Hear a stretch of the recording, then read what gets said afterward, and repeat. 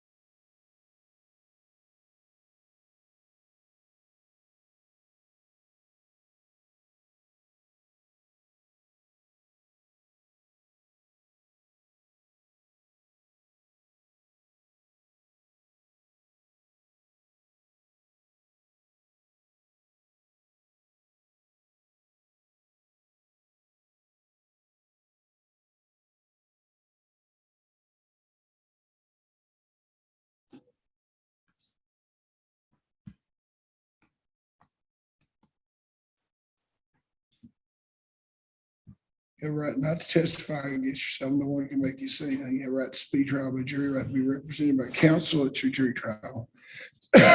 You have the right to confront and cross-examine all witnesses, to produce evidence, call witnesses on your behalf, and have process issued to compel attendance. You have a right to appeal this matter to higher court if you lose. Require the Commonwealth to prove beyond a reasonable doubt that you're guilty. You understand that by entering a plea of guilty today, you give up those rights. Fully masculinity knows. I may consider the Commonwealth's recommendation, but I may apply any range of sentence provided by law. I did not have to accept the recommendation. If I go beyond the recommendation, you have a right to withdraw your plea. You understand that? Have you previously been diverted in the last 5 years? You had any felony convictions in the past 2 years? You're currently on probation.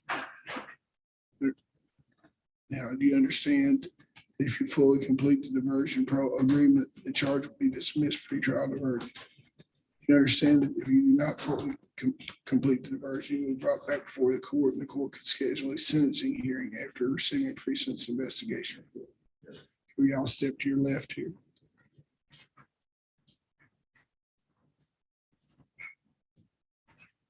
Go ahead and step to the left. Okay. Your Honor, Mr. Farber pleaded guilty to trafficking in controlled substance first degree, 5 years. You'll serve, you get credit for time served, serve additional 60 days home incarceration. You'll pay a fine, court costs of stress in the court, is $12,709 down on his person for the Commonwealth and the Comptonville City Police. The remaining personal property being held with police will be returned to him. He will not, he is drawing disability, so I'm not requesting that he maintain gainful employment, and it'll be supervised for 5 years.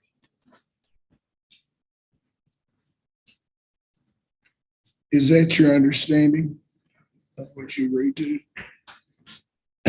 Are you pleading guilty because you are guilty for no other reason? Okay. Knowing the constitutional rights I've explained to you, is it still your desire to give up those rights, enter a plea, and allow the court to fix your punishment? Is that your signature on the document? Mr. Bailiff, we can hand that to, pick it up. I want the agreement.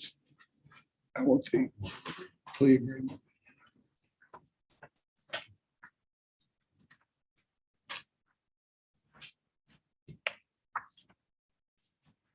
What's the court cost? Court cost is $220.50. You need some time to pay that when you get out. Well, I'll allow you to pay it at $30 a month, starting 30 days from today. Okay.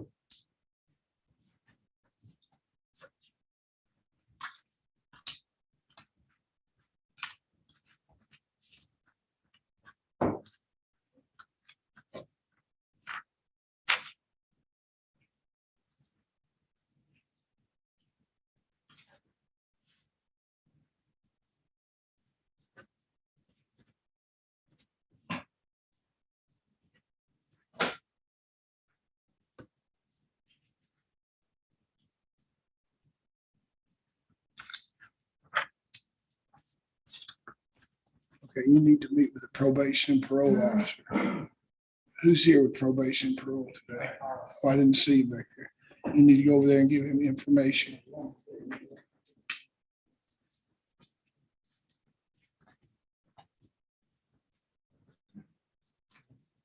Land across. Land across. You got land across? Okay, let me tell you something. I think the world of you. But we do not allow people to hover over the Commonwealth attorney here in Monroe Circuit Court. That's the reason I get through my docket so well. He's too kind to ask you that. But you need to talk to him before you come. Because if not, we stay here at 6 o'clock at night like they do everywhere else. That ain't it, okay? Thank you very much. Land across.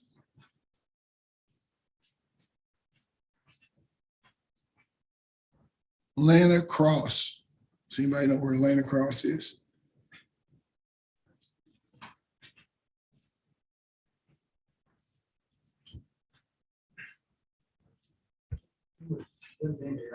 We finally got a code opinion served.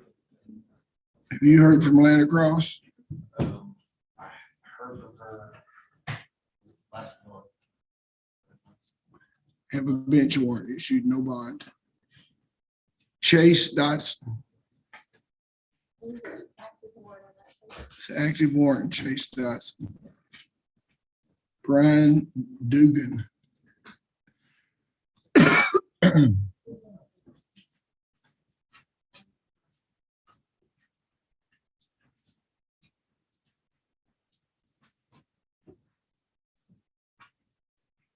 Commonwealth versus Brian Dugan, 17 CR 0082.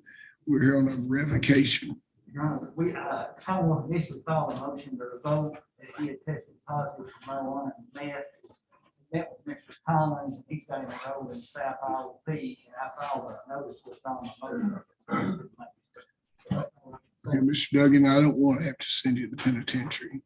I know it's difficult for some people not to self-medicate, but you're gonna have to comply, or I'll have to send you. I don't want to send anybody, you know what I mean? Okay, be on your way rejoicing. Stacy Flippin. Stacy Flippin.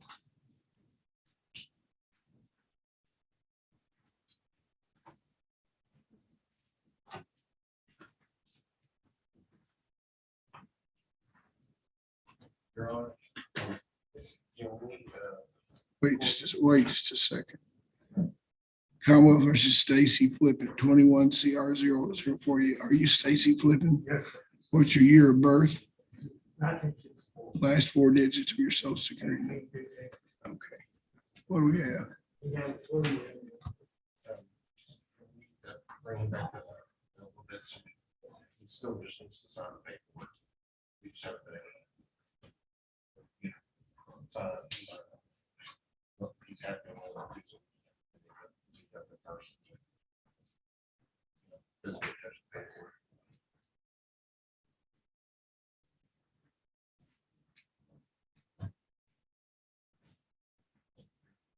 I'll pass over him to the end of the docket.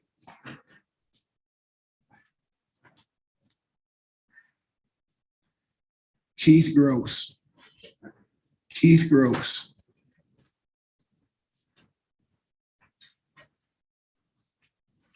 Keith Gross. It's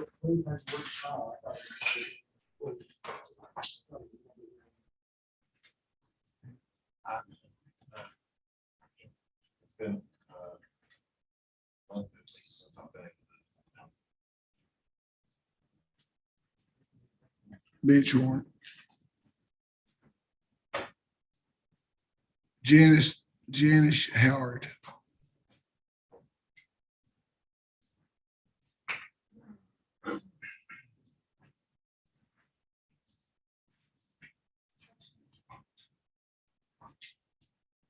I have the probation officer on the screen.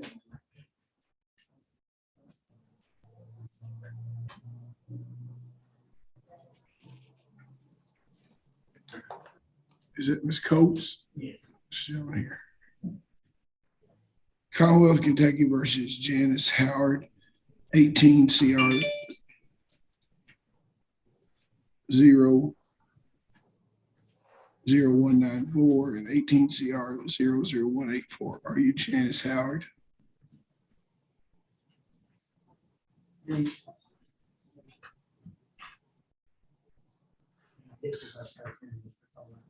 Will you get behind the podium there? Would you identify yourself? They didn't have the IE on the end of it. I pop. A and one indictment has the A and one indictment does not have the A. Okay. Well, how do you spell your name, ma'am? JANISHA.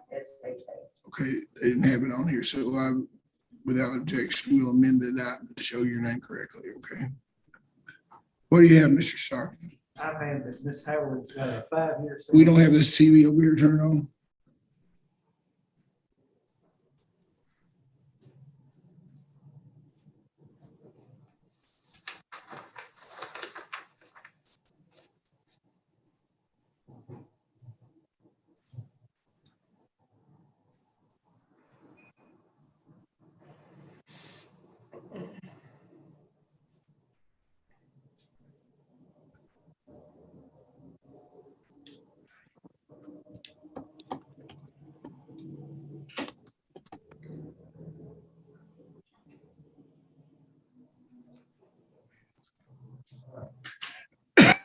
ever since, Your Honor. Since Ms. Coates has been, I'm sorry, Ms. Howard has been on probation. He's had 16 positives for marijuana, 5 positives for alcohol, and 1 Suboxone and 2 misdemeanor charges. So we're ready to proceed. Okay, could you have one of your deputies go find me a Diet Coalition? What do you have? Okay, I've got one.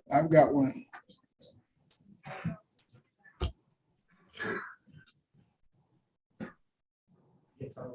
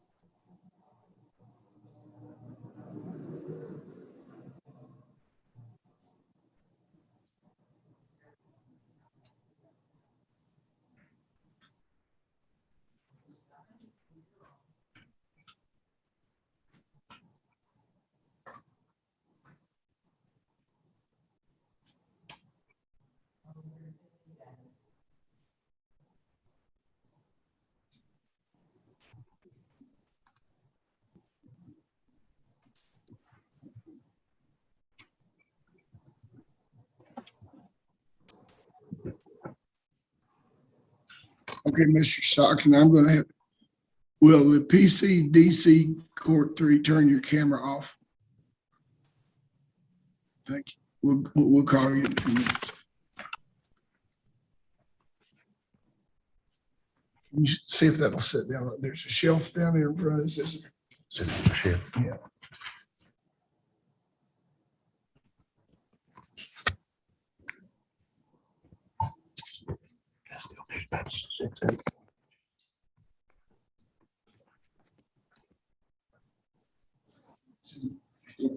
Good to see you, Mr. Stockton.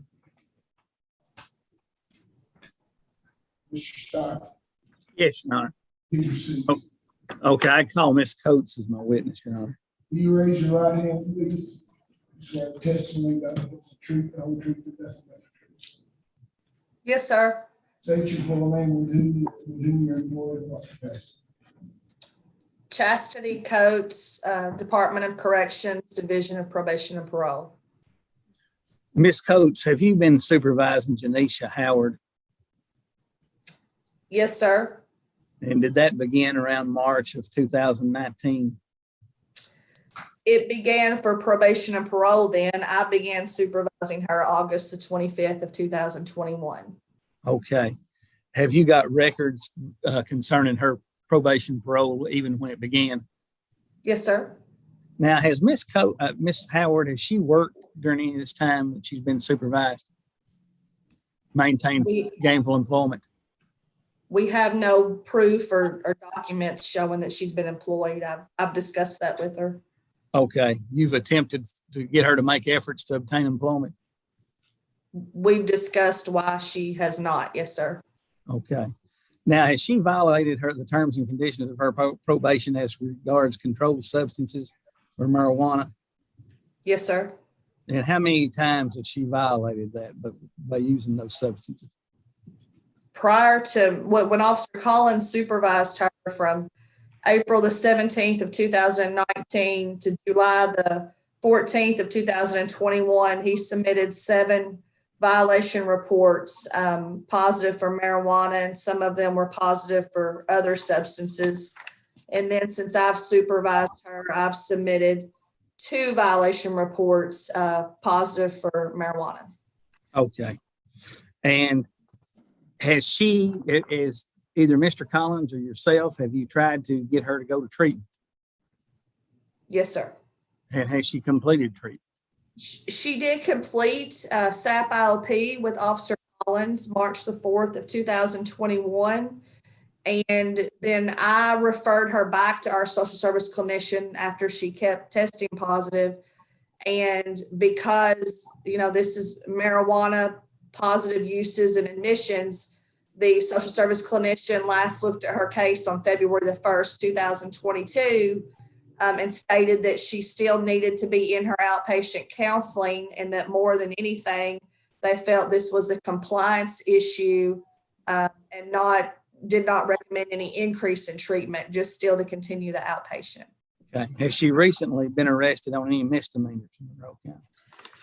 Yes, sir. She's had 2 new citations. The first one, September 24th, 2021, criminal trespass 3rd degree. And then on November 16, 2021, operating on suspended or revoked operator's license.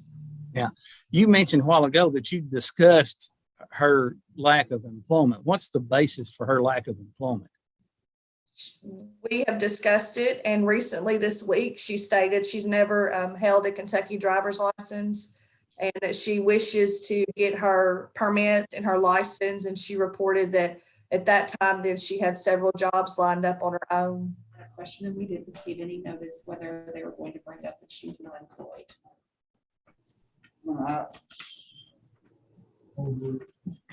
Okay. I'll pass the witness, Your Honor. Officer Coates, are you able to hear me? Yes, ma'am. Have you had contact with Ms. Howard this week? Yes, ma'am. And has she reported enrolling in any counseling services? Yes, ma'am. She has reported that to me. And was that counseling service life skills? Yes, ma'am. That's what she's reported. Okay, and I believe, have you given her release to follow up to, so you can get those records? Yes, ma'am. Judge, I have no further questions. I don't have any further questions, Your Honor. I'm so sorry, Judge, what was that? No, Your Honor. I do wish to make arguments in lieu of revocation when the court is ready. Judge, we recognize that Ms. Howard hasn't completed her counseling. I would note, I believe she has enrolled in life skills recently. I believe she'll be able to provide proof she has just gotten released this week. But I would ask the court to consider passing this for a month to see proof that she has enrolled in life skills, as it sounds as though there's not, the SSC does not think she has needed an increase of services for substance abuse, and it just has recommended counseling. And we believe we may be able to provide proof that she has recently taken steps to do that. Your Honor, the problem with bothers me on this case is Miss Howard has been on probation since 2019. She was on for a serious offense, which was trafficking, a 5-year case, and she's fiddled around and used drugs during that time. She's not got employment. She refuses to quit marijuana. She's out driving without a license. She's had all this time to get a license.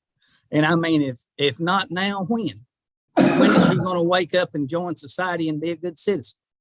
So she's had ample opportunity. So I'll leave it in the court's hands. I think during some of this period, she has had employment to Mr. Stockett's understanding. We would just ask the court to consider allowing her to provide proof that she's enrolled in life skills, and perhaps pass this for another month for her to provide that proof.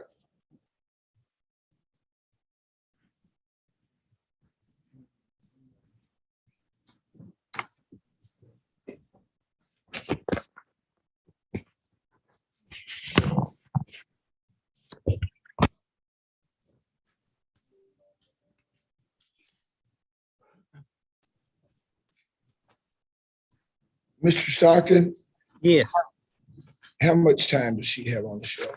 she's got 5 years. I don't think she's irredeemable, but she's not made any effort in this case. If the court doesn't want to revoke her, maybe she ought to go into drug court where she has to work and be held accountable, get a job, be tested all the time, and somebody have a lot of structure where she has to comply. And if she can't do that, then I think she ought to go to the penitentiary.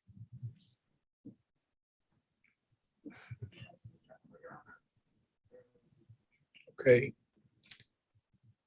The choice is yours today. You want to go to penitentiary or you want to go to drug court? It seems like you want to go to drug court. If you don't successfully complete drug court, you're going to the penitentiary. Okay, I'll sign a referral. How quickly can we get her in? Well, as soon as Mr. Meek assesses her, we can vote on her in another county and get her started. Because she's wasted enough time. She needs to be start pretty quick.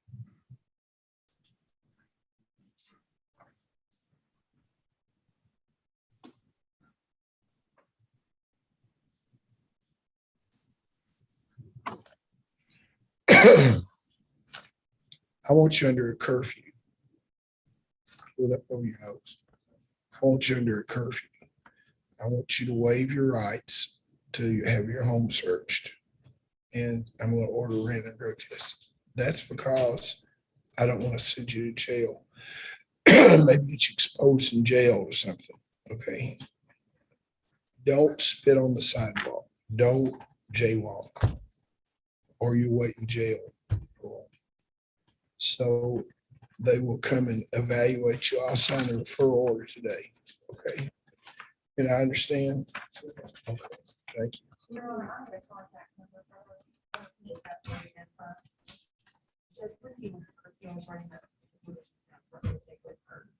Do what?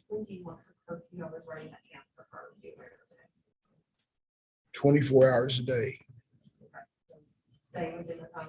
Except for go to church, doctor, and you don't have a job. So you can go look for a job.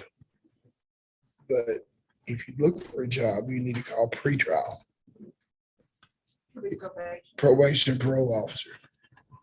I'm putting her under a curfew. 24 hours, church, doctor, or looking for a job. If she looks for a job, she's got to call you and tell you she's out. Okay, you're gonna have to have a job anyway before you qualify for a drug court. So, okay, thank you. Good luck to you. Bobby Keys.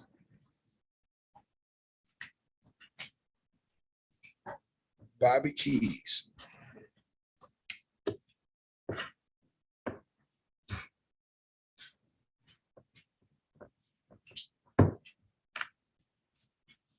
Commonwealth versus Bobby Keys. Issue a bench warrant. Brian McHugh. Brian McHugh.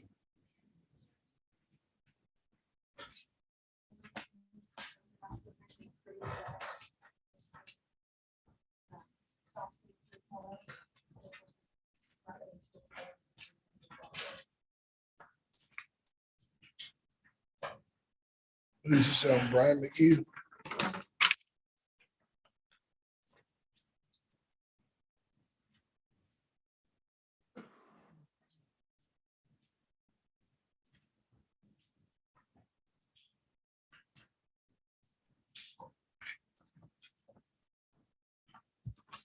Give it to Mr. Stock. Mr. Stock, have you seen that?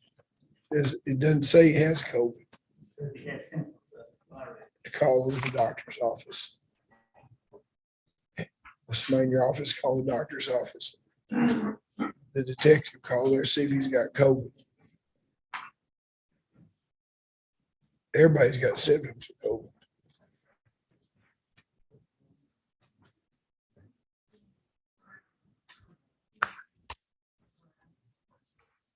Jimmy Monday.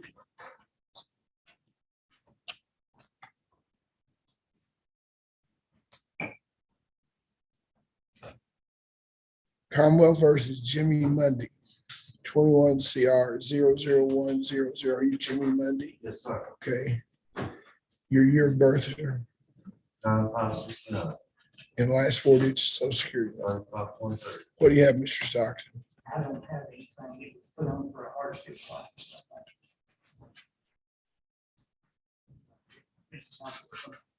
Sir, I know he's filed for a hardship license, Your Honor. He is responsible for getting parents to the medical appearance. His father has dementia. His mother has. Well, I'm gonna tell you something. I don't know a darn thing about hardship license because that happens in district court. Right, and You want me to take your word for it? Tell me what I have to do. Judge, he Mr. Stockton doesn't know anything about hardship.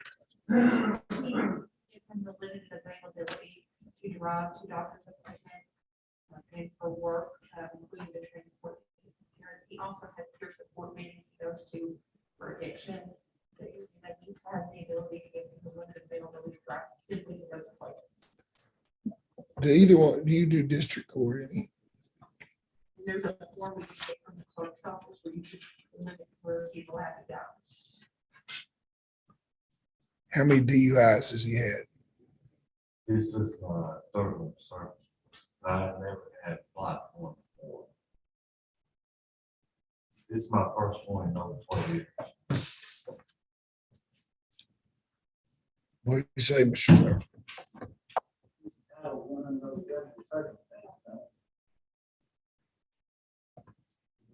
We'll just submit the orders. I'll take it under advisement. Write that down. Your Honor, report on Mr. Key was that he had symptoms and did the rapid test yesterday with his name.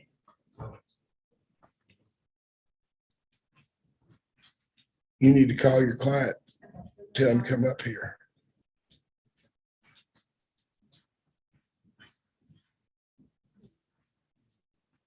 Jamie Piercy. Jamie Piercy.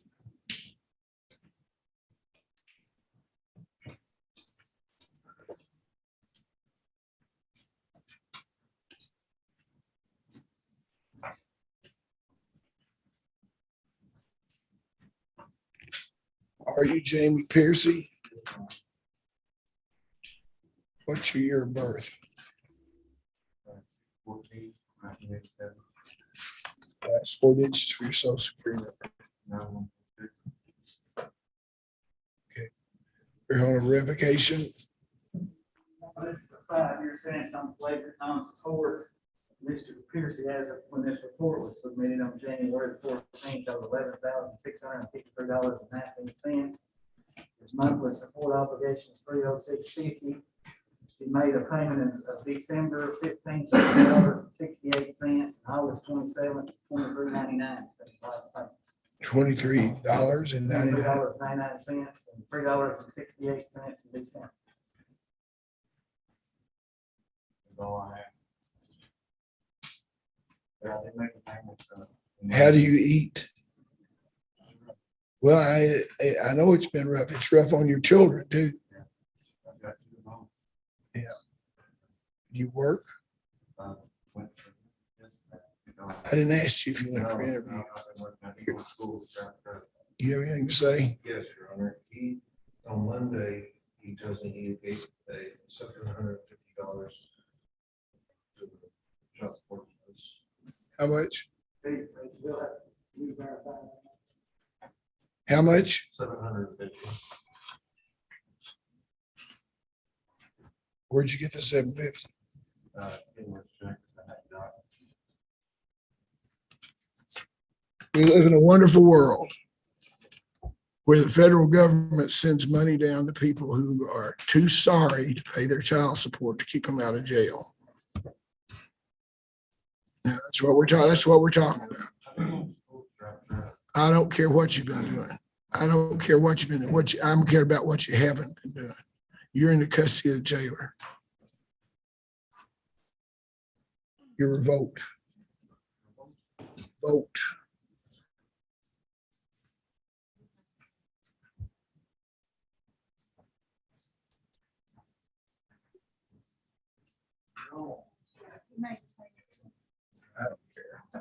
Yeah, that's good. Is that what I mean?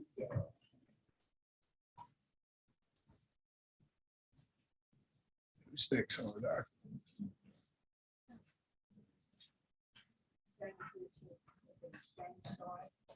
James Scott.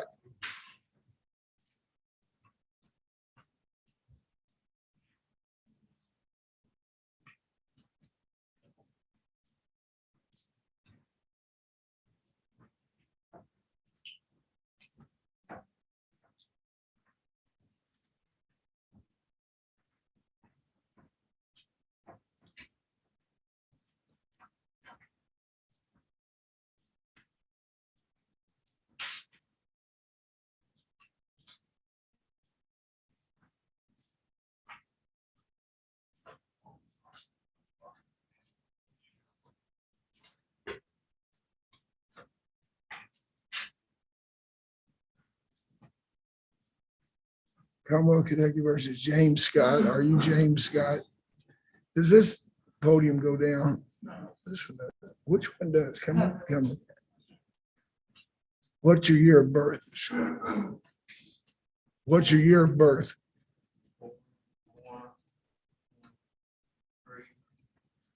Pull that up over your, pull it up over your nose. Up over your nose. What's his year of birth? What year were you born? Your year. Okay. And what are the last four digits of social security number?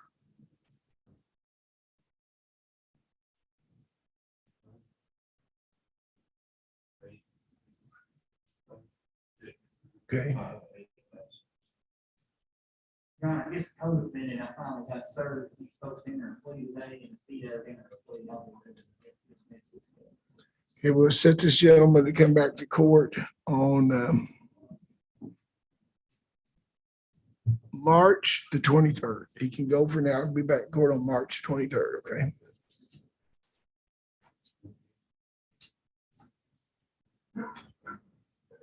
Chad Turner.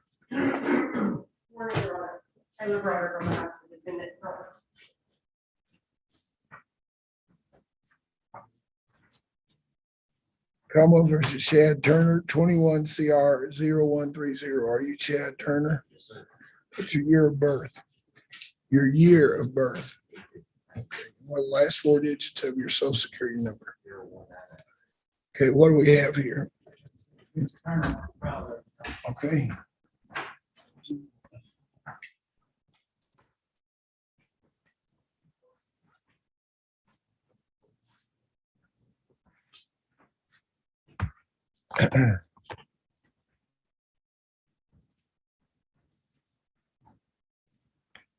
What kind of case is this, Mr. Starkey? Okay.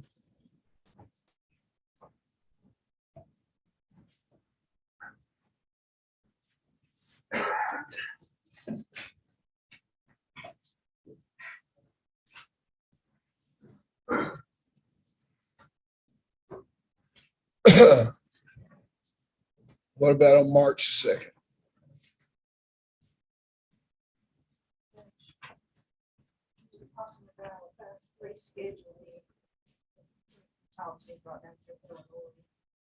That's about how it's scheduled on 20th of February. That's to be rescheduled.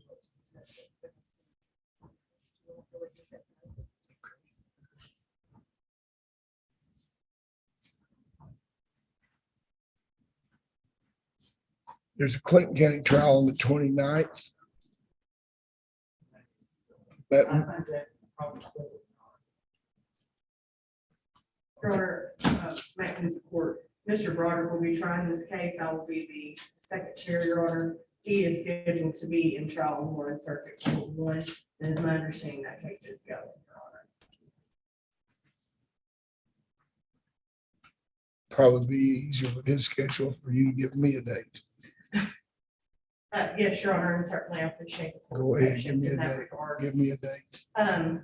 Judge, in all candor, it looks like the last part of May is probably the easiest. If that is acceptable.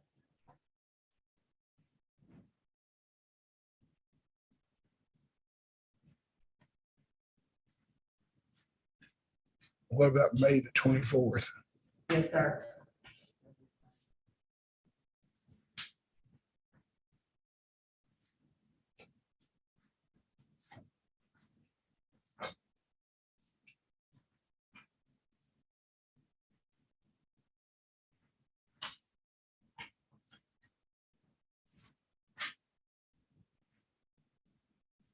You want a pretrial in the case for any?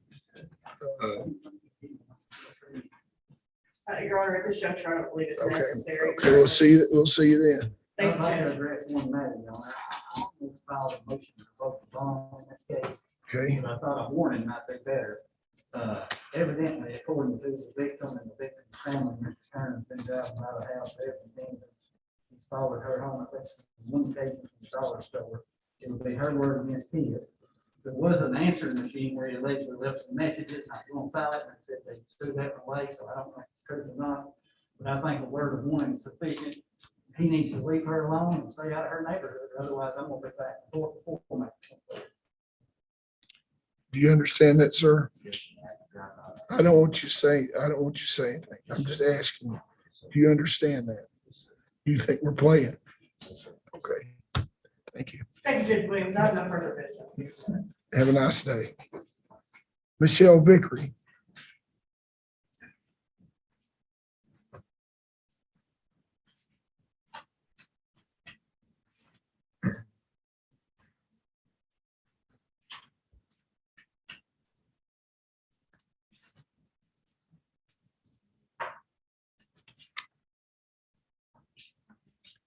Commonwealth versus Michelle Vickery.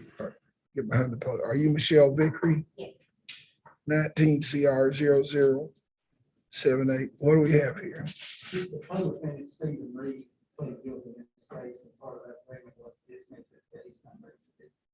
Has he already pled? Yeah, he had. Okay. Been sentenced. Do you have any objection to this case being dismissed? That's the right answer. I just have one more question. No, I don't believe I'd have a question about you. I believe I'd hit that door and yell hallelujah. Okay, Thank you. okay. Michael Williams.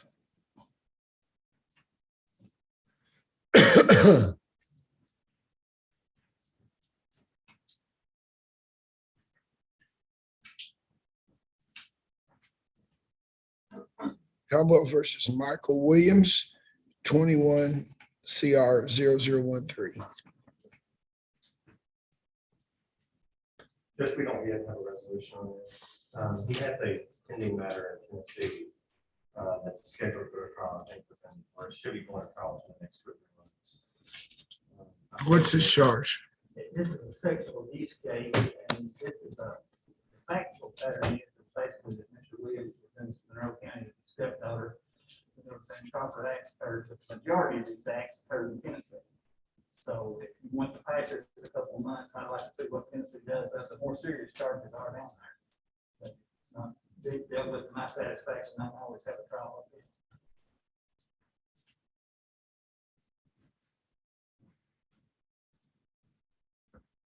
Are you ready for trial? We have to domesticate some things by state law witnesses. State police that work this case. So I need a little time.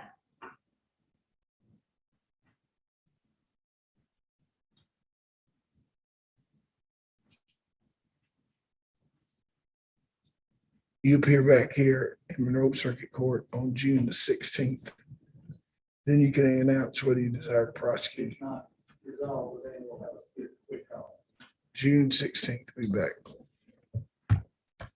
And I'd like for you to bring it to the court for review before when you find out. Okay.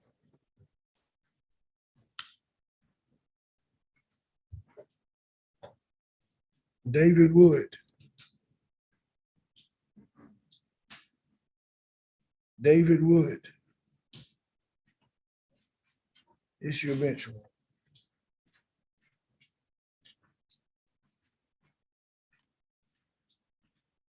Brian McHugh. Issue eventual.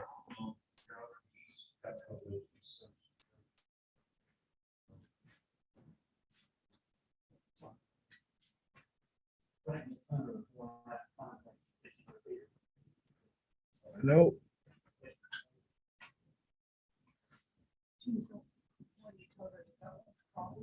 what makes you think he's got COVID? That's the last thing I heard. Well, when was that? That was. God, have you been asleep? The judge, doctor's office said that he tested negative. Okay.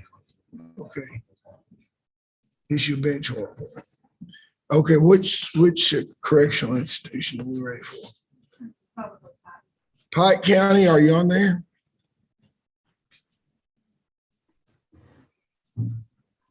Okay. Commonwealth of Kentucky versus Brittany Carnes. 21 CR 0085. Are you Brittany Carnes? Yes, sir. Okay. We're here for a pretrial conference.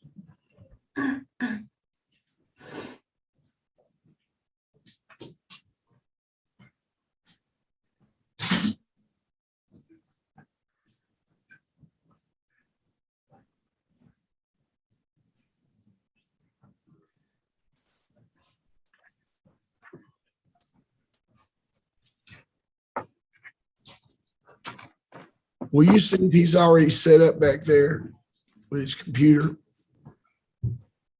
Will you go back and see if he's set up with his computer in the background?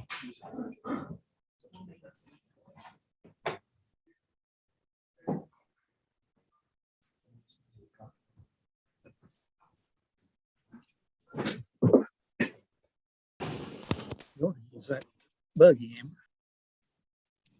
There he is. I got him.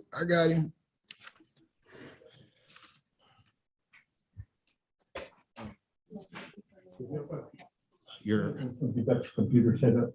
Yeah, I got my. Okay.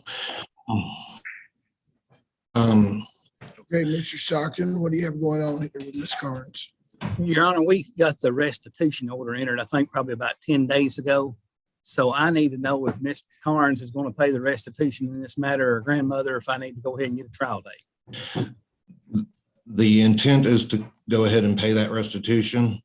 The first time I realized that the order had been in was on our conference date. And one thing and another, it kind of skipped my mind. I did finally talk to Ms. Carnes late last night. When I realized my mistake. But she's aware, and she's getting in contact with her grandmother, who will resend it, because she wasn't able to do it last time because they didn't know what she was talking about. Much money you talking?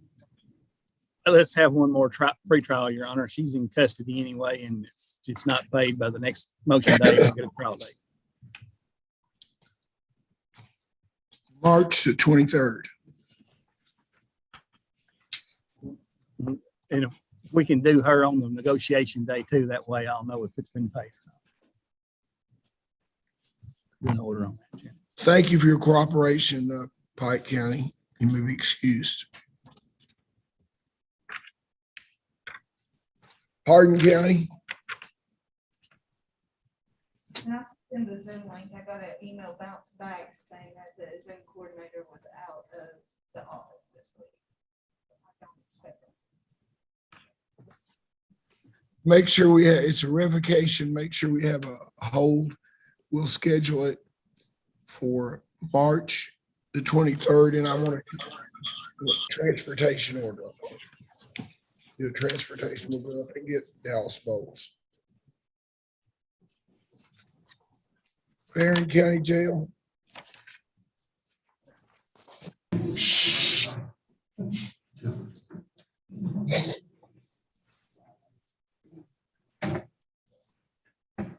Can you shut Pike County? Yes, Your Honor. Do you have Savannah Acosta there? Yes, Your Honor. Thank you. Just say.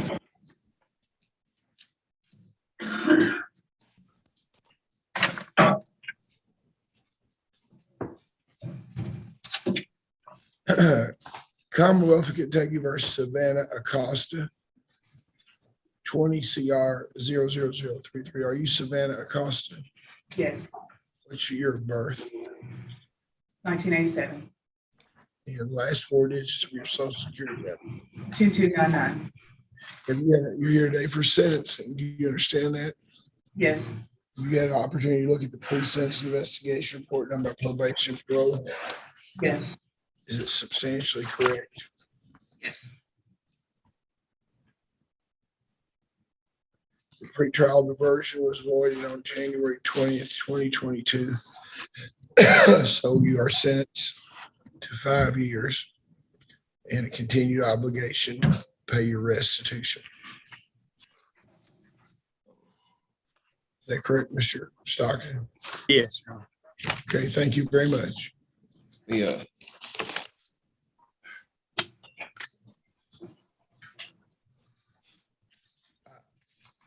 Isaac Atkinson.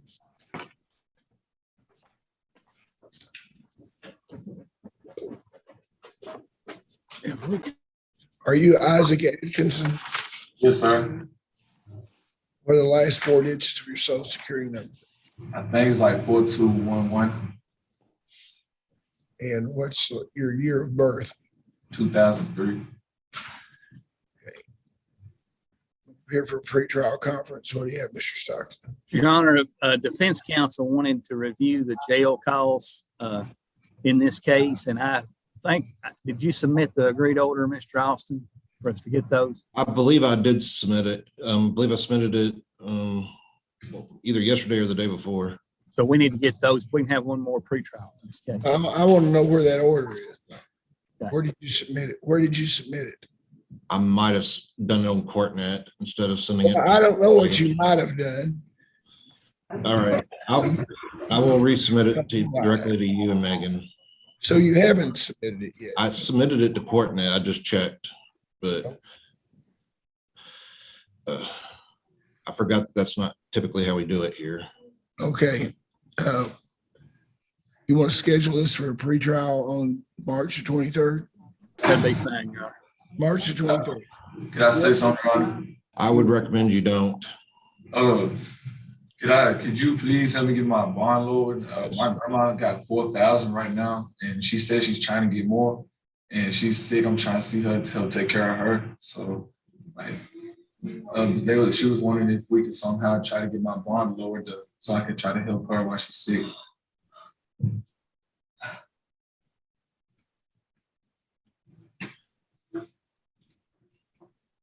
What is his bond now? Is pretrial on?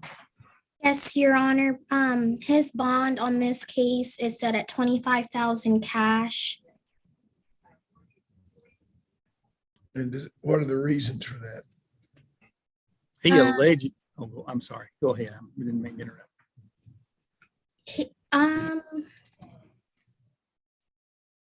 It's at cash or property. He was low on both scales, both for FTA and NCA. He's been in custody since October. What's the charge? He's charged with burglary. He allegedly was either invited or went into a home and was armed with a handgun and stole some video games. And then he was, we've got security video where he was selling them in Glasgow. So that's the reason for the high bond. If the court wants to accept the 4,000, I'd want an ankle monitor and I want to know where he's living because he doesn't need to be out running around. Where do you live, sir? I did live over at the Arms, but my cousin, he moved, but he got a trailer in T-ville. Wait, where are you gonna live if you get out? With my cousin. And I gotta call him for the address. I could write it down and get it to Robert Austin. And then my grandma. Okay, wait just a second. Okay. You're a resident of Kentucky. How long have you lived in Kentucky? Nah, I'm a resident of Tennessee, sir. It's just I was up here. I ain't have nowhere to go in Tennessee, so I moved up here. Okay. I think we probably need to work this out on a bond motion or an agreed order, Your Honor. Your attorney can file a motion for bond reduction. Okay. Thank you very much. Crystal Botts.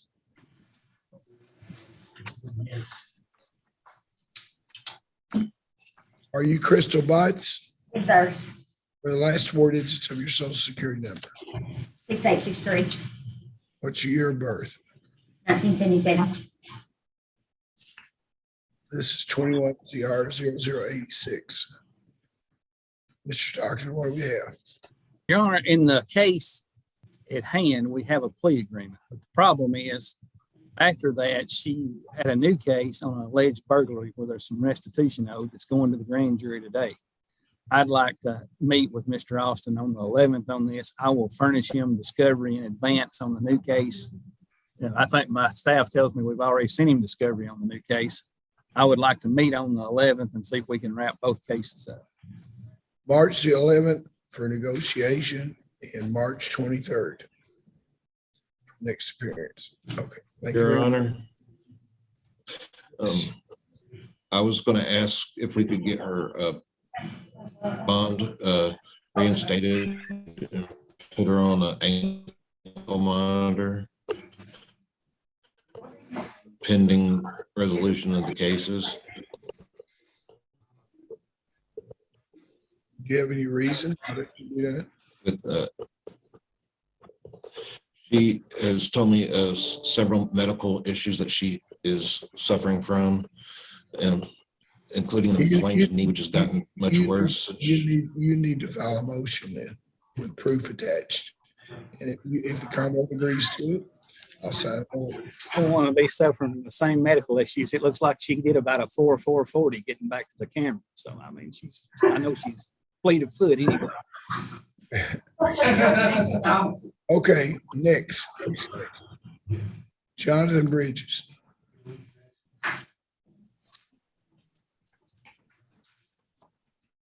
Commonwealth versus Jonathan Bridges, 20 CR 0048. Are you Jonathan Bridges? Yes, sir. For the last 4 digits, your social security number, 1258, your year of birth. 94. Okay. What do we have, Mr. Bridges? Your Honor, he has a 5-year sentence, theft by unlawful taking.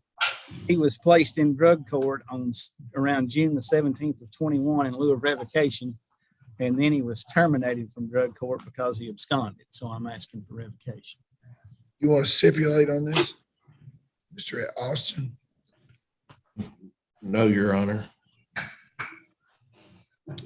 You have a witness? I'll have to get Mr. Mink up here, so we'll just give us time to go and pass this. Call down and get Mr. Mink. Let's get him now. We're a little ahead That'd be of fine. Thank you, Your Honor. Y'all want to get Mr. Mink for me? Mr. Mink? Tell him he'll need the Jonathan Bridges file too, so he can. Jonathan Bridge, tell him the Jonathan, wait. Tell him the Jonathan Bridges file. Jonathan Bridges file.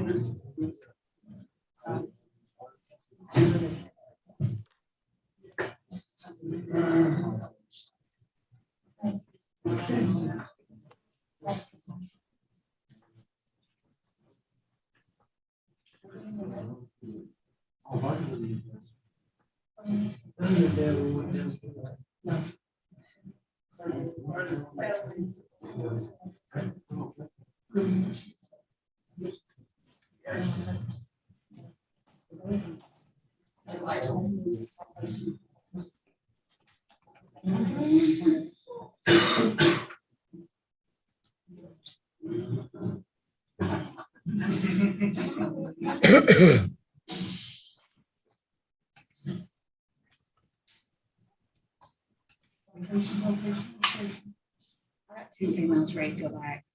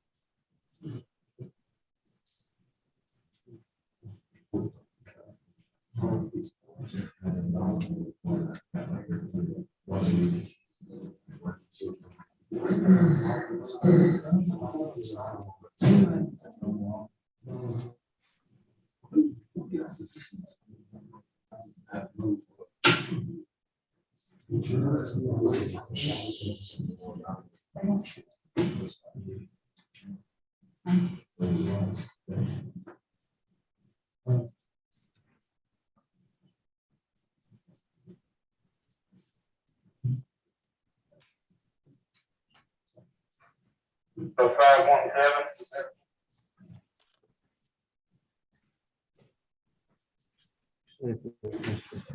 He had a file. He's looking, but he didn't.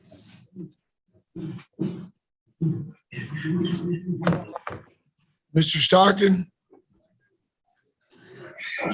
Yes, Your Honor. Mr. Mink reports that he doesn't know whether he has a file on him or not. Well, he was in Monroe County Drug Court. I've got the notice of termination from August 19th of 21. I can show it to Mr. Mink when he gets up here. Whether he's coming or not. But I need to send him a subpoena. Issue a subpoena for him. We'll go on to the next case. Tyler Brown.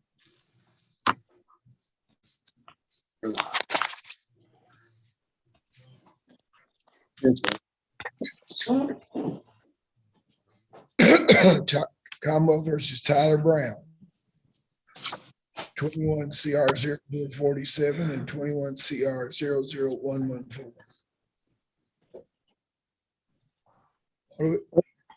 Mr. Stockton, what do we have here? We have a plea, Your Honor, unless he's going to back out. Is he going to go through with it? No, I've got the signed documents here. I'll bring them in. Okay. It's not necessary yet. Yes, sir. It's a version plea, Your Honor.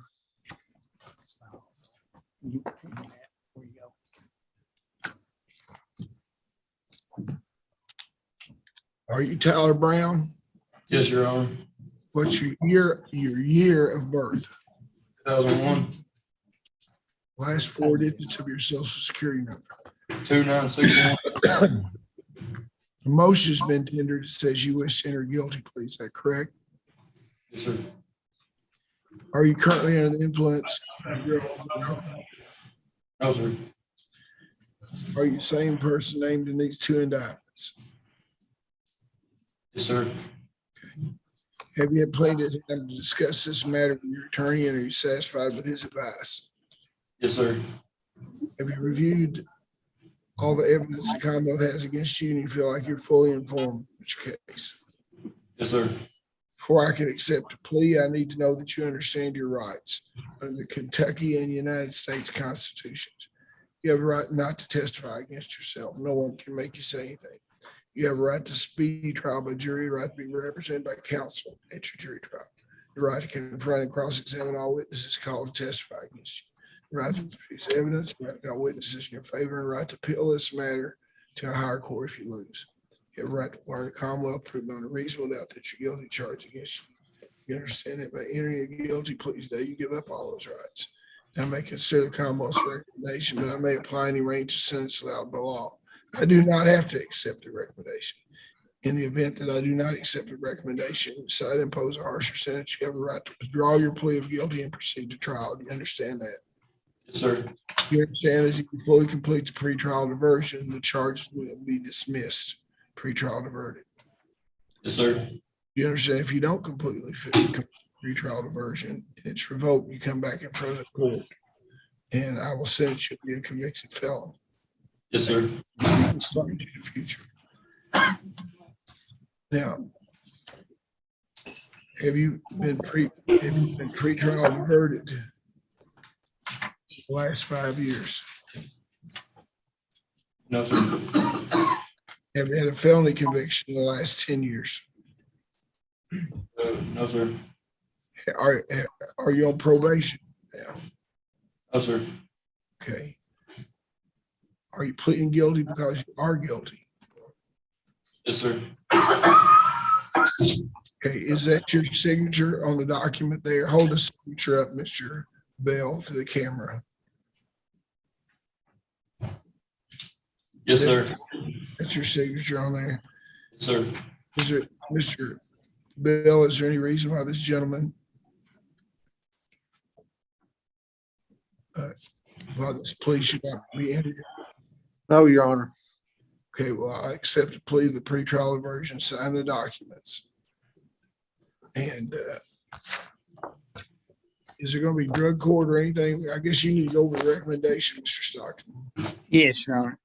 He, in 21 CR 47, he's going to plead guilty to possession of controlled substance, first degree, receive a sentence of 3 years. In 21 CR 114, He will plead guilty to theft by unlawful taking over $500, receive a sentence of 5 years. Those two sentences shall run concurrently for a total of 5 years. It'll be supervised. He'll enter and complete the Monroe County Specialty Program. He'll get credit for time served, but he won't be released until he's sentenced and has drug court orientation. Then he'll pay court costs at the discretion of the court. What's your court cost? $290 of court costs, and there'll be the first payment of $30 a month will be due 30 days after he's released. Okay, now he's gonna need to meet with the probation parole officer at some juncture. Mr. Collins says he'll see him at the jail. Okay. I'll sign the document. Thank you very much. Thank you, Judge. John Bright.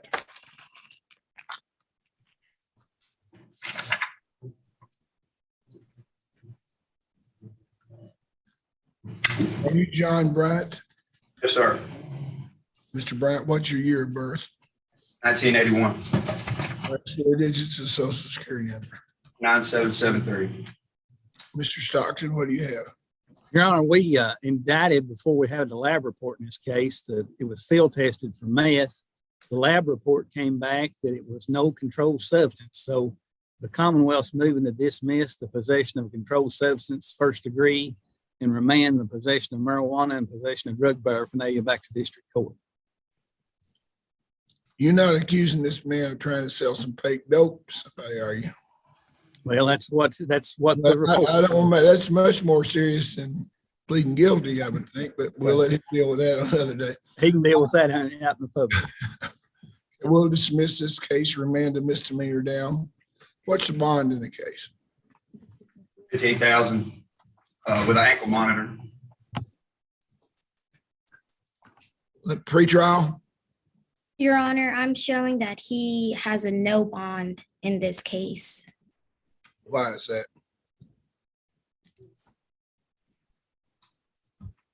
It's just marked here as judicial discretion. As far as the charges, it's possession of marijuana, possession of a controlled substance, first degree, first offense, methamphetamine, and drug paraphernalia.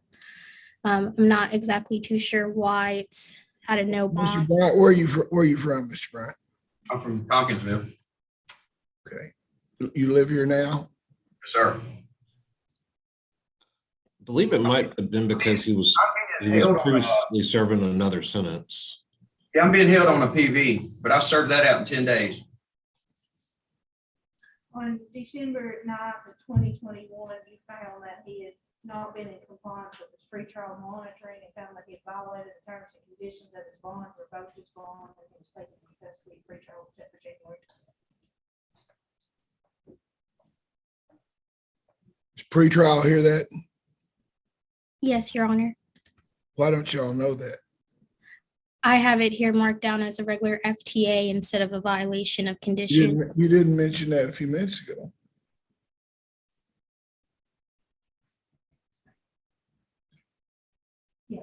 Yes. I don't know. I guess if FTA and I let this go, I go and you don't tell me there's an FTA. I'm gonna let this gentleman sign a bond when he finishes his serve out on the other thing. Give him get a bond of $10,000 bond unsecured. Make it 5,000 unsecured. How about you want 2,500? Whatever you think, sir, it's your house. $2,500 surety bond. Let somebody come in and sign for 2,500. Okay. Seth Collins.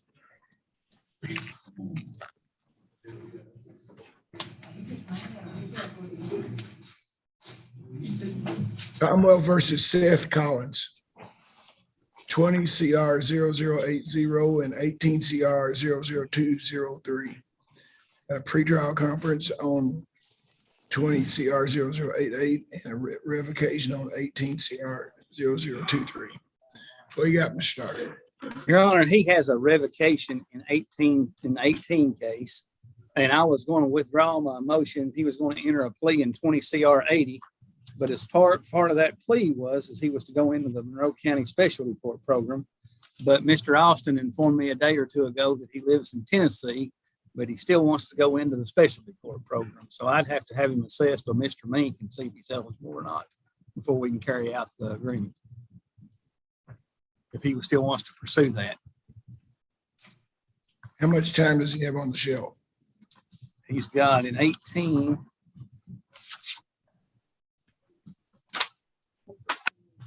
Three years in that case. And in the plea, he would have an additional 3 years. So he'd have a total of 6 and go into drug court if that's what happens. If not, I'd proceed with revocation and additional time in this case. Okay, let's set it for March 23rd. Drug court order needs to go ahead and be entered. March 23rd. And we'll submit the drug court referral to see if he's eligible. Okay. Is there any way we could get him on humming cars on an ankle monitor or anything? He does have a job lined up if he can get out, but we fear that it won't survive if he doesn't get out this month. What won't survive? The job he has. That's all you got to be doing to get a job now is be breathing. Now, so I'm going to sign the referral. If he can, and then he's got to be voted on. That's a good deal for him. Okay, thank you. Amy Cropper. Arraignment. Amy Cropper.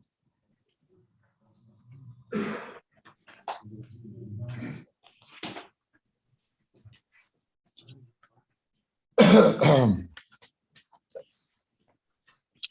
21 CR 0084 Commonwealth, Kentucky versus Amy Cropper. Are you Amy Cropper? Yes, Your Honor. What's your year of birth? 1981. Okay, and the last 4 digits, your social security number. 3772. You're here for the purpose of arraignment. You have a right to remain silent.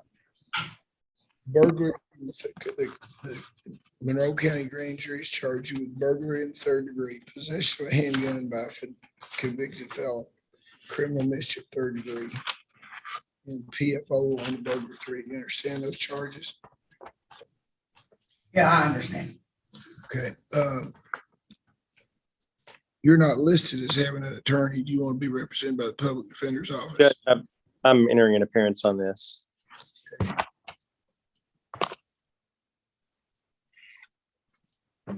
Where are you? Judge Ken Garrett in the back, Judge. Where are you? You here? Yes, Judge. I was just in the courtroom. Take that back. I'm sending the indictments back to you, Mr. Garrett. Do you acknowledge the identity of your client, receive the indictments, waive formal reading and arraignment, enter plea of not guilty, reserving all pretrial motions? I do. Your client should be here on March the 11th and next for negotiations in March the 23rd. That works. Okay.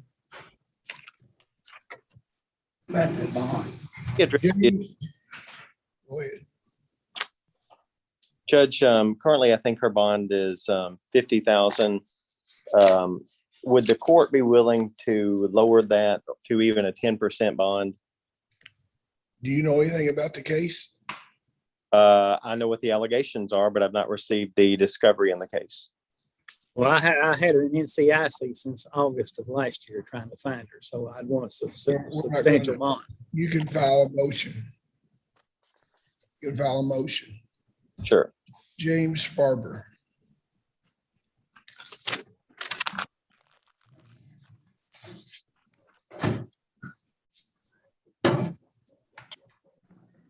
Commonwealth versus James Farber. 21 CR 00122. Are you James Farber? Are you James Farber? Your Honor. What's your year of birth? 1994. Last four digits of your social security number. 0603. Okay, you're represented by Office of Public Advocacy. What do we have here?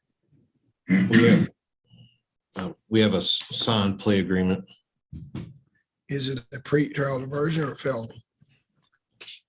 It's a diversion.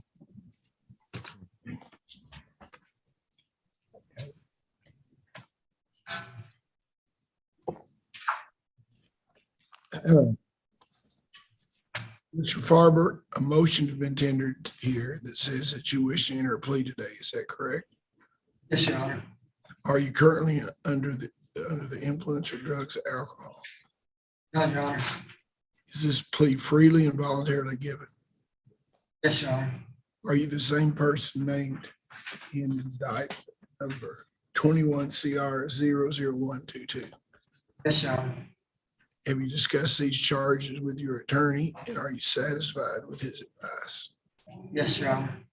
Have you fully reviewed the evidence the Commonwealth has in your case and you feel like you're fully informed? Yes, Your Honor. You understand that you do not have to enter a guilty plea today. You have certain rights under the Kentucky and United States Constitution.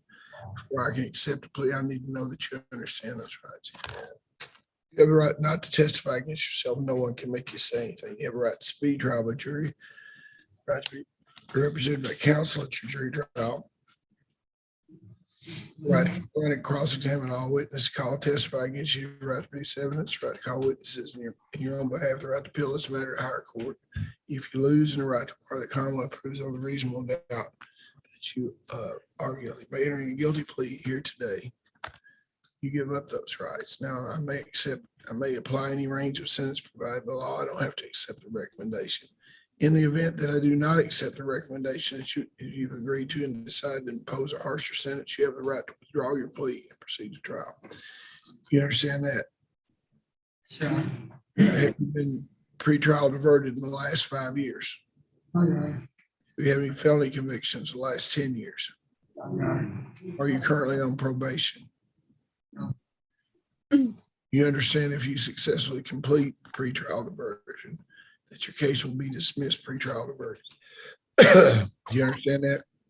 Yes, Your Honor. You understand if you do not complete it, you'll be brought back before this court, scheduled sentencing. After a pre-sentence investigation report, you'll be a convicted felon that can be used against you in the future. You understand that? Yes, Your Honor. Listen very carefully to what the Commonwealth says their recommendation is, Mr. Stockton. Your Honor, Mr. Farber would plead guilty to possession of controlled substance first degree, 3 years, pretrial diverted for 5. He will enter and complete the Monroe County Specialty Court Program, pay fines and costs at discretion of the court, maintain gainful employment. All evidence in this case will be destroyed. Is that your understanding? Sure. Are you pleading guilty because you are guilty for no other reason? Knowing your constitutional rights, if I explained to me, is it still your desire to give up those rights and enter a guilty plea? Yes, Your Honor. Mr. Austin, will you hold his signature up to the camera there? Is that your signature, sir? Yes, sir. Okay, I accept the agreement, sign a pretrial diversion order. And you'll need the probation parole officer be to see to get some information off me, okay? Your Honor, his family has been trying to sign his surety bond, but they told them that they needed proof that they could cover the bond amount, and they have no ability to provide such proof. He just entered a plea. He's not going to be under it. All right. It wasn't any time to serve, was there, Mr. Stockton? No, he was in jail and I was going to let him out when he was oriented, and I didn't know what his bond situation was. I just knew he was in jail. All right. So that's agreeable. Yeah, you'll stay on top of it, make sure he gets assessed quick. If there's a problem, let me know. All right. Leave him there till he gets assessed, then we'll get him in drug court and he can get out. All right. Okay, thank you. James Forrest.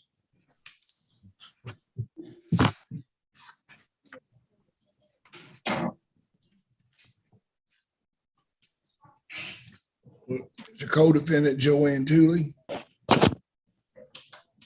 We'll wait till later to call her. I would go ahead and call her if she's available because I'm just asking for a trial date. We unsuccessfully mediated these two cases.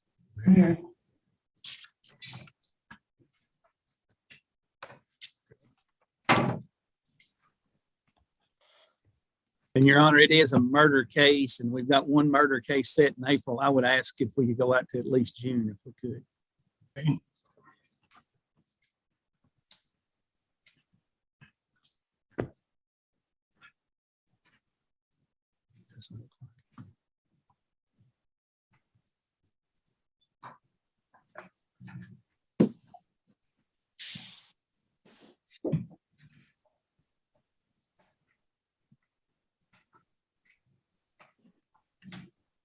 How about June the 14th?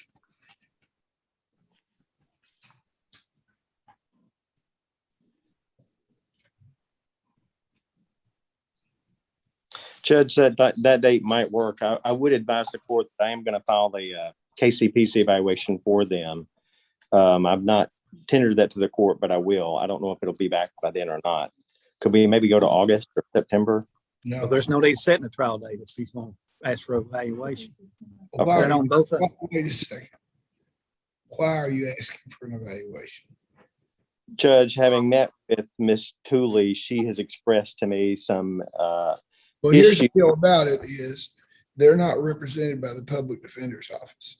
So if you want to get a mental evaluation, you can pay for that out of that fee you took from them. You still want one? Judge, yes, we would. You go ahead and get one then. But this is set for trial. Since you're paying the guy and you don't have to wait in line at KCPC, then you get it and present a motion if you want to do anything about it. What was it, David?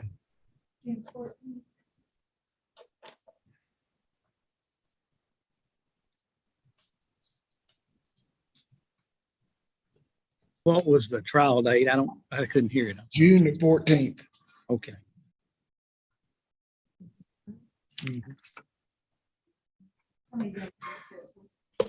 2 days.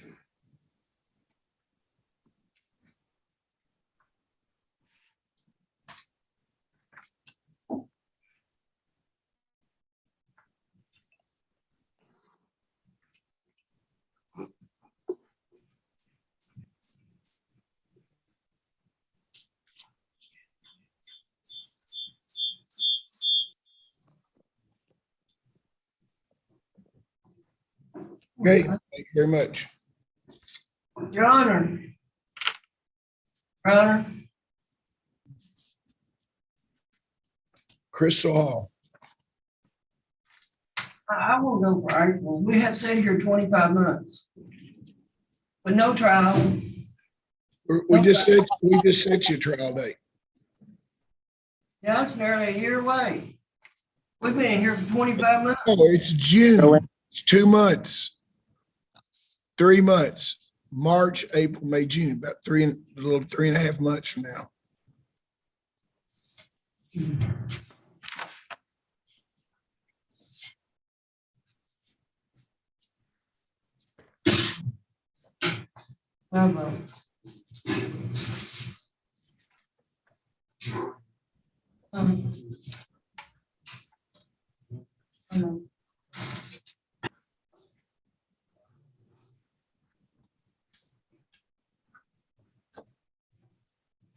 Crystal Hall. Yes, sir. Not the underneath. Also NIP 18 CR 00165. Here today for sentencing. Have you had an opportunity to look at the pre-sentence investigation report done with probation and parole? Yes, Your Honor. Is it substantially correct? Yeah. Pretrial diversion was voided on January 20th, 2022. So I therefore sentence you to 3 years. Thank you very much. Your Honor, I was asked to request that in lieu of imposing the 3 years on her, that she be sent to a long-term treatment if and when one was found for her. I'm opposed, Your Honor. And if I had some cooperation, I might look at it shocked. But if I'm having hearings on drug court terminations and everything else, I'm to the point I'm not going to agree on anything. So he can just make his argument. Colby Hamilton. Would you turn Mr. Kimball's?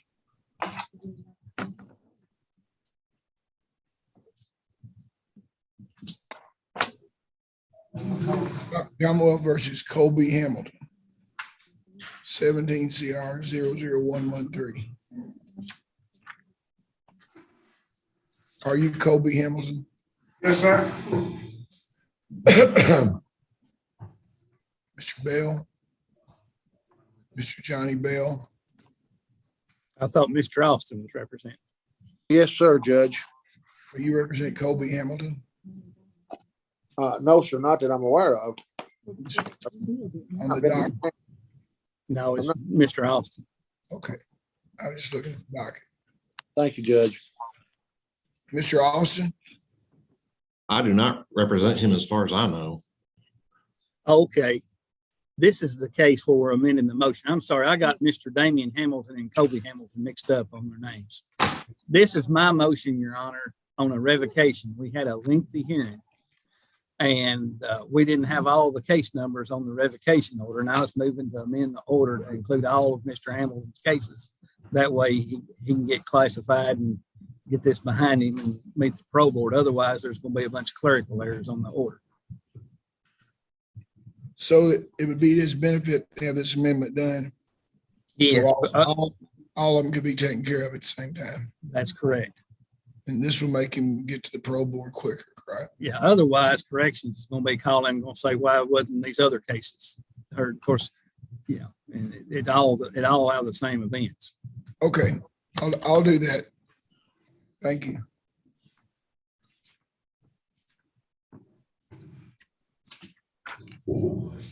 Damian Hamilton.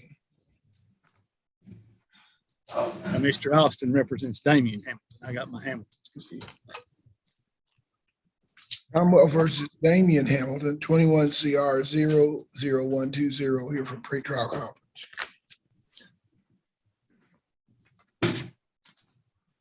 Mr. Hamilton, what's your year of birth? 1995. Last four digits of your social security number. 1940. What do you got, Mr. Austin? Well, we did plea papers, but Mr. Hamilton's refusing to go through with the plea until he can get out and see his grandmother. So I'm ready to get a trial date. Okay.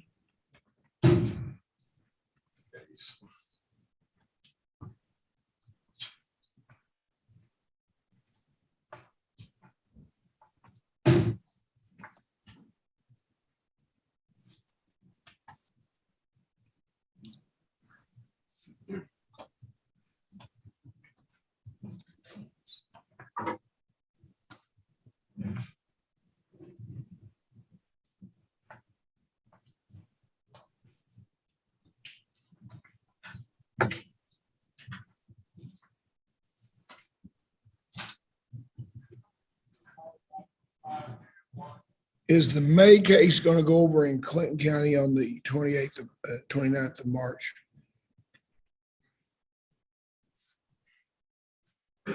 Your microphone's not on. Yeah, I've been corresponding with Mr. Garman. There's some issues with that case, and I really believe we're going to settle that case.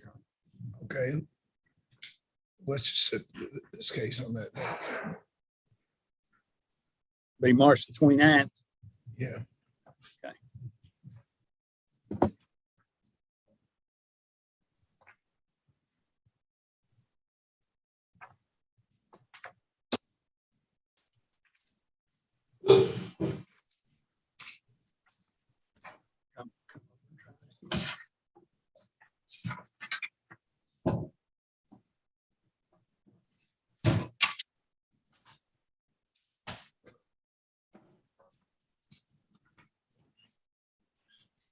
Your Honor. Yes. Mr. Hamilton has asked me to address his bond. He is, You can file a motion. Commonwealth versus Jesse Hendrick.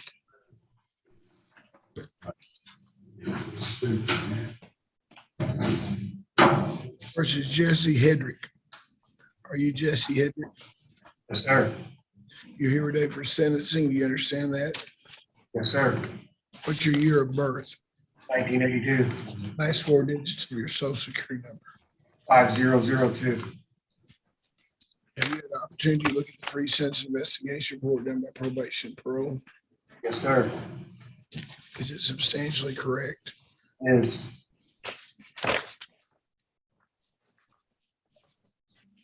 Is there any reason this gentleman should not be sentenced, Mr. Austin?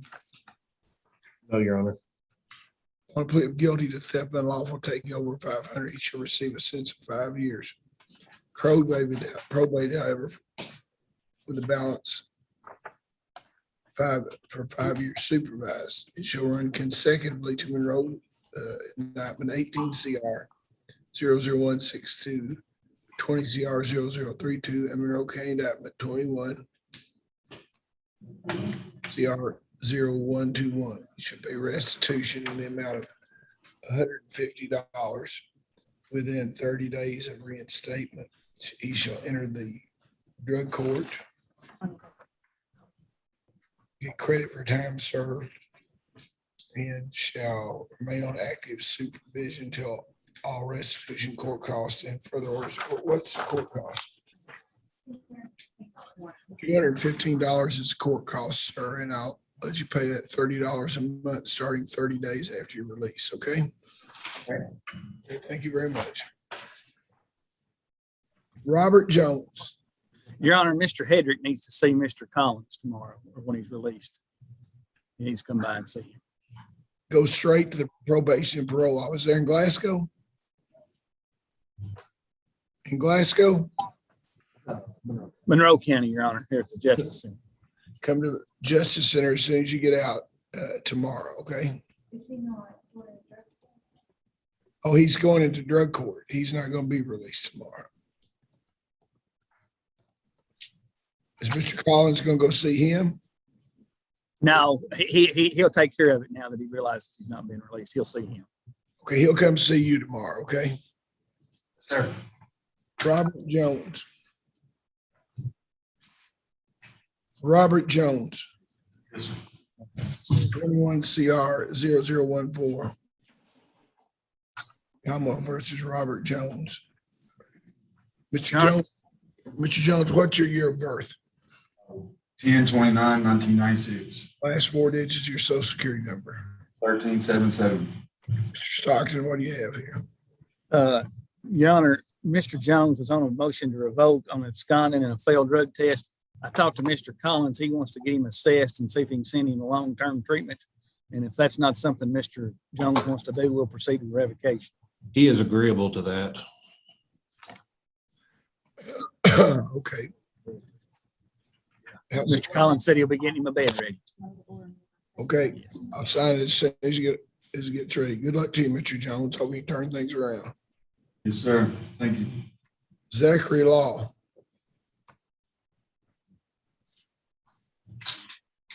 Zachary Law. Are you Zachary Law? This is 21 CR 0022. What's your year of birth, Mr. Law? 1997. Last four digits of your social security number. 516. Yeah, Mr. Stockton. Mr. Austin and I have corresponded on this, but we've not reached an agreement that I'm aware of. No, Mr. Law says he wants to go to trial. What's the charge? It's a possession case, and I think there was some drugs found in the back seat where Mr. Law was sitting, but there was multiple people in the vehicle. Some of the co-defendants have already pled. What was the offer you made, Mr.? I think it was a diversion, my standard offer.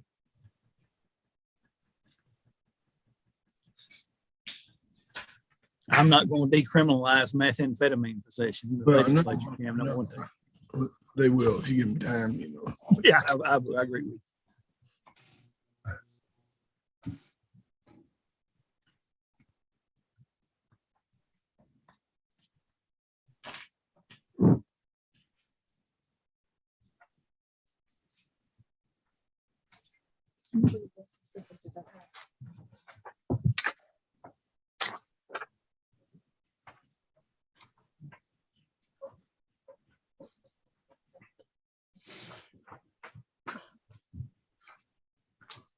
Will the stroke trial take one day to schedule for that? I would think one day would be enough for that. Let's go to the 20th on this one.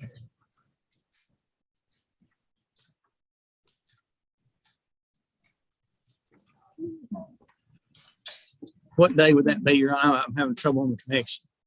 The 20th. Okay.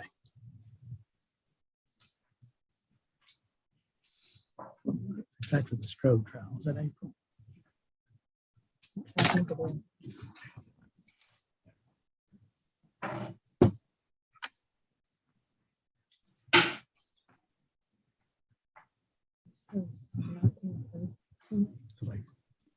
Is that right?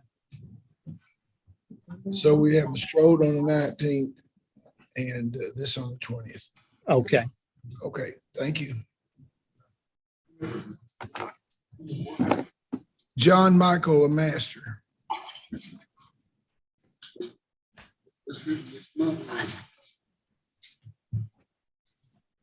Commonwealth Kentucky versus John Michael Lemaster. We're here for sentencing. Are you Mr. Lemaster? Yes, Your Honor. What's the year of your birth? 2000, Last four digits of your social security number. 4311. Have you had an opportunity to look at the pre-sentence investigation work done by probation? Yes. Ms. Hunter, is there any reason why he should not be sentenced? No, Your Honor.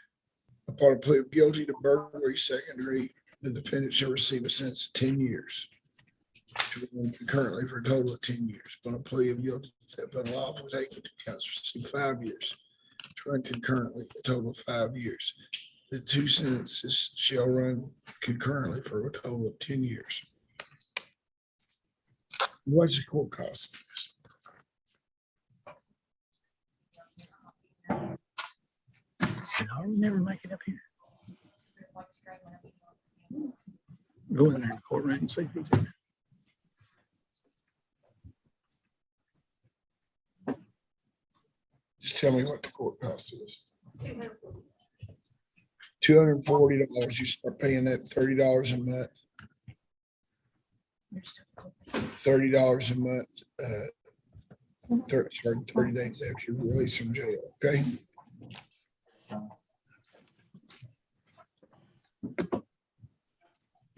Okay.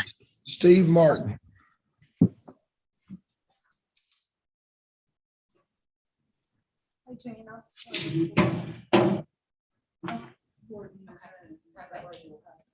Commonwealth versus Steve Martin.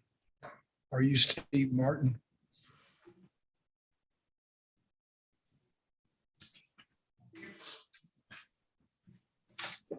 Are you Steve Martin? What's your year of birth? 77. Last four digits of your social security number. 663. We're here today on a pretrial conference. What do you have to say, Mr. Stock? Your Honor, we may get this one settled. They've made a counter offer, and I'd like to set this one for March 11th, if we could, March 27th. March 11th for a negotiation day.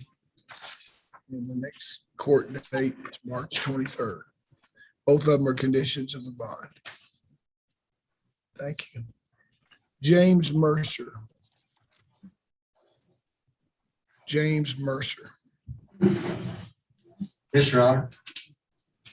This is Commonwealth versus James Mercer, 18 CR 00124. Are you James Mercer? Yes, Your Honor. What's your year of birth? 5/20/2000. And the last four digits of social security number. 0177. Okay, we're here today for what says review. Mr. Johnny Bell, is he still involved in the case? I don't know. He was representing him at the plea. What are we here for today? He was on for review. He was supposed to get off his home incarceration. He was shocked out and he was on an ankle monitor, I believe, or on a curfew. I believe he's on a curfew. And he was supposed to be out of jail, but he's got new charges in Barron County. And I just got contacted by the probation officer this morning. I hadn't got the violation report yet. So I'll probably be filing a motion next month to revoke his shock probation. Your Honor, I got all my. Wait. I'm sorry. Your attorney's here. You represent this gentleman, Mr. Bell? Your Honor, I had represented him. He did contact the office this week wanting to retain us in this, but he hadn't retained us thus far. But as far as his revocation and what's going on here in Monroe County, Judge, I don't care to continue through on that if the court desires me to do so. That'll be good. Meet on the 11th and the 11th, and then the next court date will be on the 23rd. The reason I stopped you, sir, was not to be rude to you, but anything you say could be used against you. Okay. Yes, sir. Okay. Mr. Bell will be in contact with you. Okay, Mr. Bell, what's a good time for me to call you?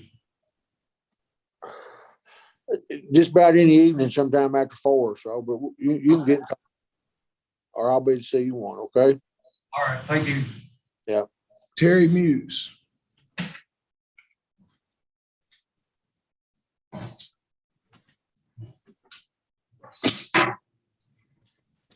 Commonwealth versus Terry Muse, 21 CR 00015. You are Terry Muse. Yes, sir. What's your year of birth? 85, And the last 4 digits, your social security number. 2055. Mr. Bell, what do you have? Mr. Stockton, what do you have? Your Honor, Mr. Muse was granted probation on an alternate sentence. He got 10 years on strangulation and the PFO second. Since he's been released, he's got violations of absconding, contact with the victim, and an alleged misdemeanor assault on the victim that was subject to this felony that he pled to. And that case has been continued, I think, in district court till sometime in March, the misdemeanor case. Mr. Kimball represents Mr. Muse. I'm here and Your Honor, I've stepped out into the room behind that, but I'm participating and I'm actually here at court. Well, you can step in where the public defender is and use their camera. He's got a camera. I don't think I'm on my phone, but I don't think. We just turned you back on. We turned you back on now. Okay. I entered an appearance on the district case this past two days ago. Judge Castillo for a future date on that on March 29th. I have talked to Mr. Stockton about that, and I think he is in agreement for us to go ahead and try to resolve that case on March 29th before he follows through with his revocation on today. And that's what I would ask the court to do. And I have the utmost respect for Mr. Kimball. I think what I said was, I'm ready to proceed. If you want to ask the court to put it off, you can. I'll do whatever the court wants to do. I'm ready to proceed, or we can wait and see what the resolution is in district court. And I would ask the court to do that since I've just gotten involved in that misdemeanor case. I think we can get it resolved on March 9th, and then I would do all this at one time. So I would ask the court to permit me. Well, we'll just have more information then. So be back here in court on March 23rd. Enter a pen. Sorry. Enter a pen, please.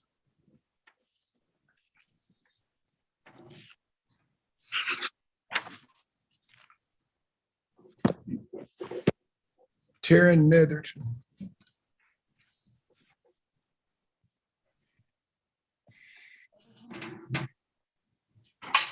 Taryn Netherton. I need Taryn Netherton. He's not in court. Just a second, Your Honor. Okay. I apologize.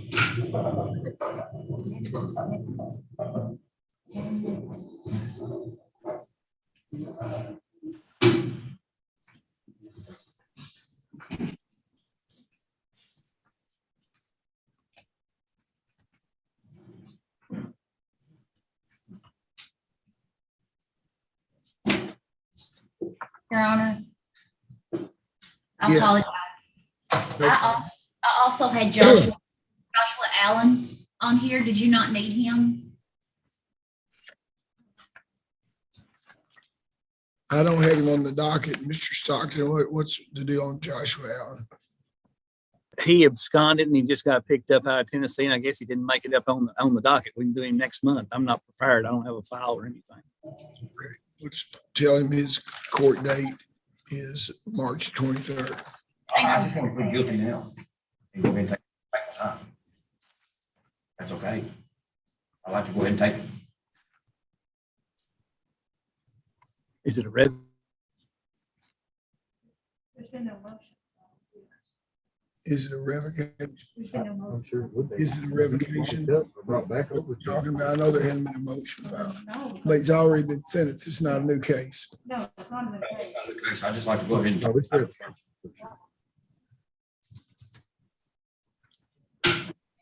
I'm just not prepared to do anything today. I don't know if I need to file a motion or if a motion's been filed. I've just didn't have my notice. Wait, Mr. What's going on? I mean, what did he pled guilty and he violated? Is it right? I think that's what's going on.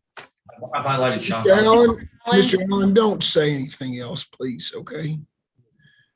Go ahead. Who represented him? Ms. Hunter, did you represent him?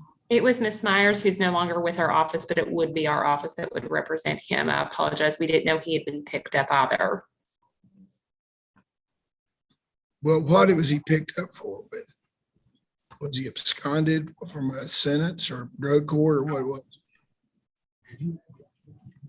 I cannot tell, Your Honor, from CourtNet. The last entry I see in CourtNet was regarding shock probation.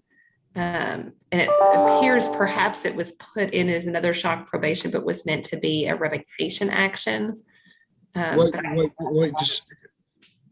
He entered a plea of guilty, got 7 months probated for 5 years in lieu of revocation. He was entering the plea drug court. He was to be assessed for eligibility for drug court. He was released, and then he did not appear. A warrant was issued. Then he was granted shock probation, released on the shock probation. What was the original sentence? 7 years probate for 5? 7 We'll be glad to do an order if he wants to go ahead and stipulate. He doesn't want to wait. Okay, if he wants to stipulate, put the order But on. it's 7.5 years. Don't- seconded to another charge. So I don't know what the total sentence is. Judge, I'd ask if we could place this on for next month and I can have communication with Mr. Allen between now and your next court date.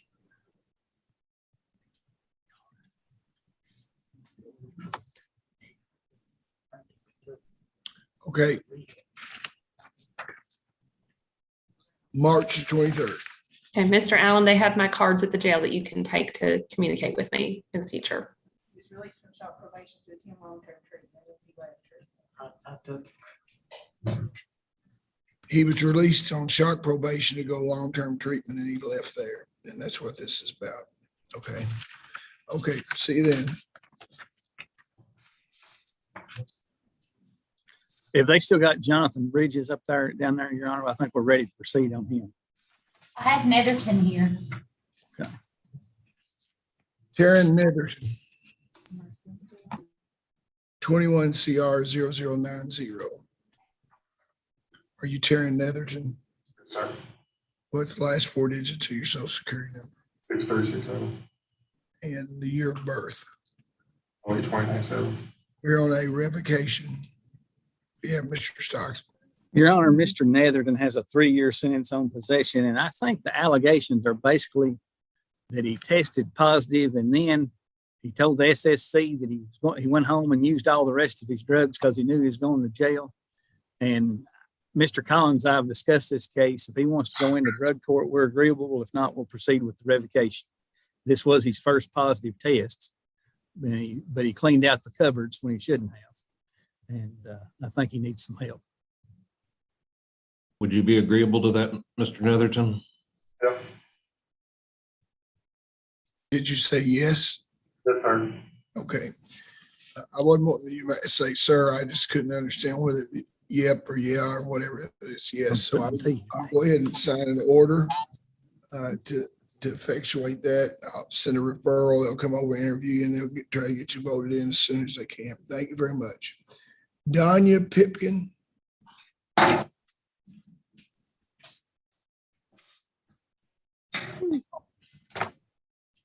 Commonwealth versus Danya Pipkin.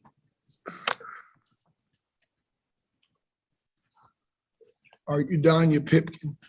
Yes, Your year of birth is what? 72, Last four digits of your social security number. 7728. Okay, what do you have here, Mr. Bell? I don't know, have you filed a motion? Judge, we had filed a motion to reinstate our action for shock probation. If the court remembers, we've made several arguments concerning that. The last time that we had filed this, Judge, you had advised us, is our understanding that because of the pending felony, to refile this if there was a failure to indict. And up to this point, Judge, there's not been an indictment in that pending case against Mr. Pipkin. And I was hoping to interpret your meaning that if they hadn't indicted him, that you would allow him to be shocked out today, Judge. And I'm sure you remember our arguments concerning Mr. Pipkin and prior motions. Unless you want me to go into that, I won't waste your time with that, Judge. Well, you might go into it in a minute, Mr. Stockton. What do you have to say? I've tried to figure out what to do with Mr. Pipkin. It seems like he's been on the docket for the last 6 months dealing with his shock probation. I'd like to have a mental assessment done and see if he needs some type of mental treatment, because from what I can tell with the charges he's had, he can look and shake his head. Evidently, he doesn't have anything mental wrong with him because I've insulted him. I didn't mean to insult him. Also, I've already been to KCPC, Mr. Stockton. Yeah, I don't have a lot of faith in KCPC myself anymore, but that's just neither here nor there. But I don't know. I don't know if it's a drug issue, a mental issue, or what. You know, I don't come to the door with a machine gun when the police come. No, I mean, but there's some issue going on that needs to be addressed. If he's released. Mr. Bell, refresh me a little bit. Judge, this is a situation where that Mr. Pipkin pled guilty. I know that they always bring up the allegations concerning this machete. He has always strongly refuted that What statement. about the new charges? That's what we're talking about. The new charges were a theft and a alleged burglary, Your Honor. But as I told the court earlier, when we had the preliminary hearing in front of the district court judge, she had even stated that she felt that it was a stretch even under the low threshold to find probable cause, but she went ahead and waived it to the grand jury.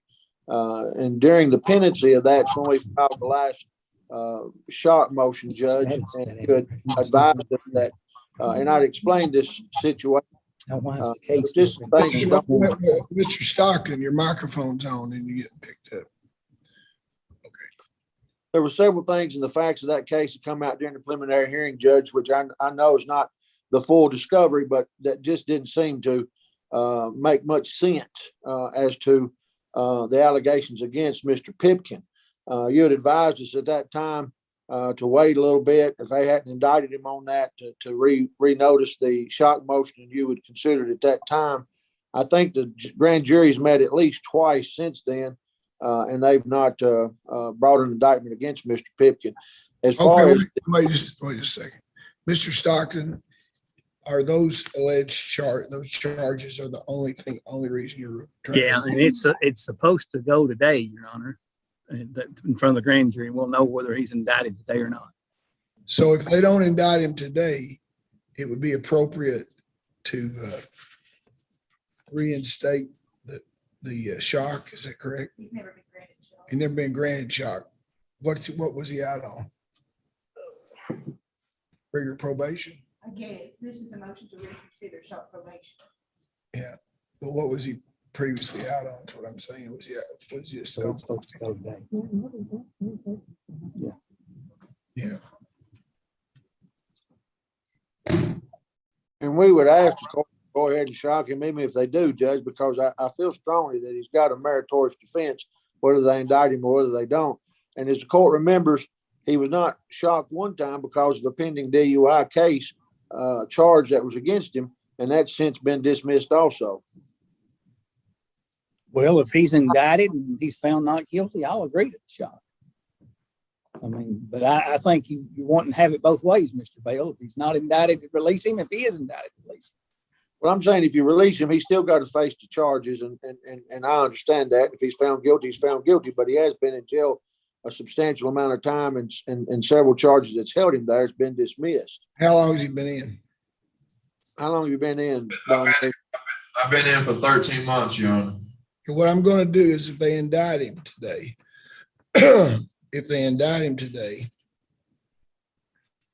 I will let him out on bond and hold in abeyance your motion for shock probation. Thank you, Judge. Okay, now, if they don't indict him today, I'm going to grant his motion for shock probation. Thank you, sir.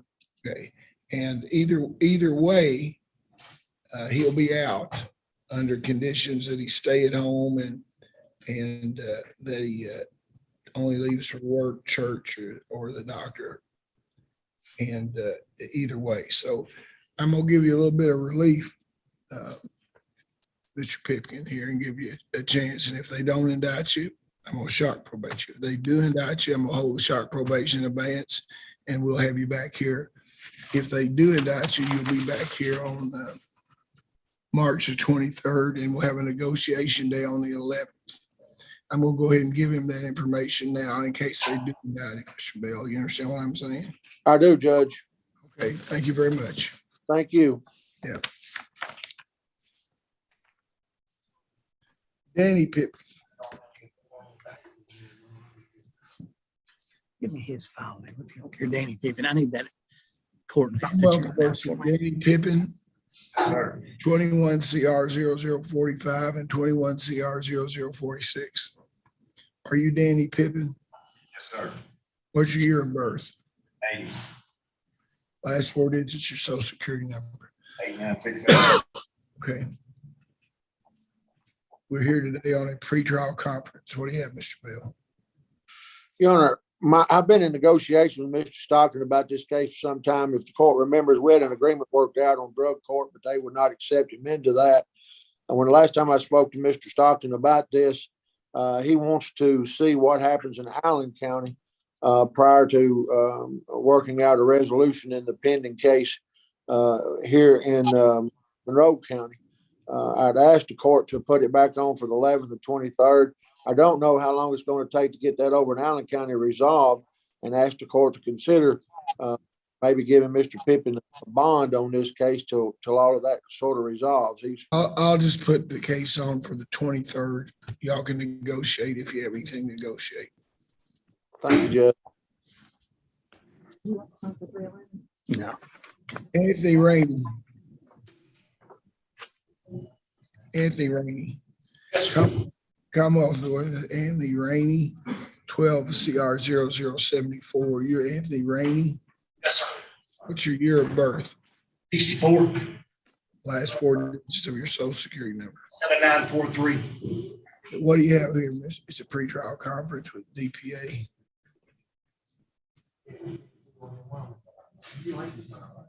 We had paperwork and then he didn't appear in court. So I don't know if he still wants to go through with his plea or not. He does. He does. I have the paperwork with me right now. Is it a diversion or a guilty? Is it a felony or diversion? Diversion. Mr. Rainey, a motion has been entered that says you wish to enter a guilty plea today. Is that correct? Yes, sir. Are you currently under the influence of drugs or alcohol? No, sir. Is this plea freely and voluntarily given? Yes, sir. It's freely given. Are you the same person that was indicted in 20 CR 0074? Yes, sir. Is your judgment impaired today in any way? No, sir. You had plenty of time to discuss this matter with your attorney, and are you satisfied with his advice? Yes, sir.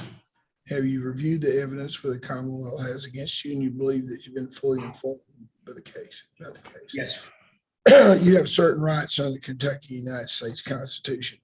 Before I can accept the plea of guilty, I need to know that you fully understand those rights. You have a right not to testify against anyone. No one can make you say anything. You have a right to speed trial by jury, right to be represented by counsel at your jury trial. You have a right to confront and cross-examine all witnesses called to testify against you, to produce evidence, call witnesses in your favor, and appeal this matter to a higher court if you lose. You have a right to require the Commonwealth to prove beyond a reasonable doubt that you're guilty of the charge against you. You understand that entering a guilty plea today, you give up those rights. Yes, sir.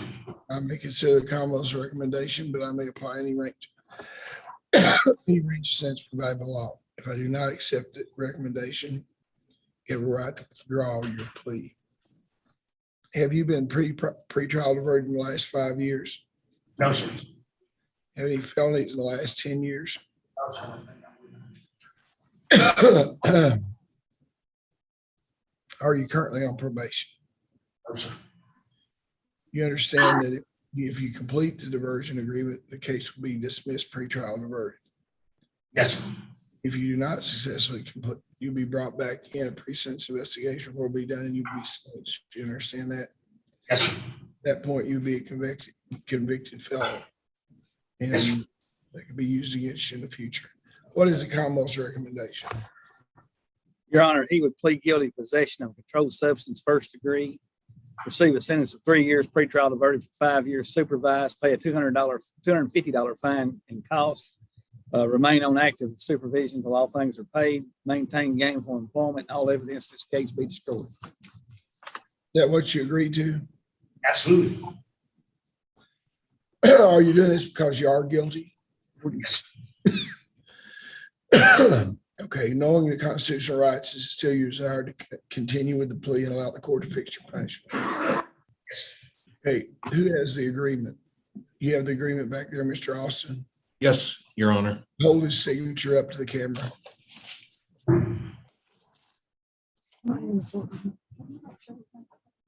No, I can't, because I'm not back there in the room with him. If you want to go back there and walk it up there, you can, but I've got stuff to do. You see it? No, Is I'm that- not going to is ask. that your signature? Yes, sir, it is. Okay, I can't do everything. okay. I will accept the plea agreement and sign it today. Okay, thank you. I'll be released today. sir. Be released today, sir. I emailed with Mr. Stockton. I believe he was agreeable to releasing him till sentencing. There's no sentencing on a pretrial diversion. Oh, that's Now, right. if I don't mind him being released, Your Honor, if he'll report to Mr. Collins here at the Justice Center tomorrow at 9 a.m. Be there. I'll be there. Give my word. Okay. Kayla Spivey.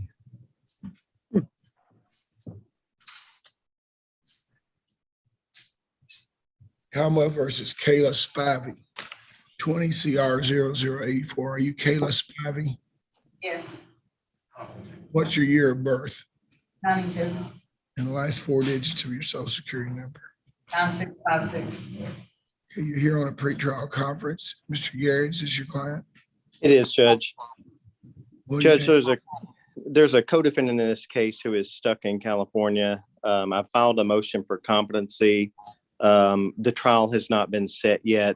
We've been waiting for him to be extradited back from California.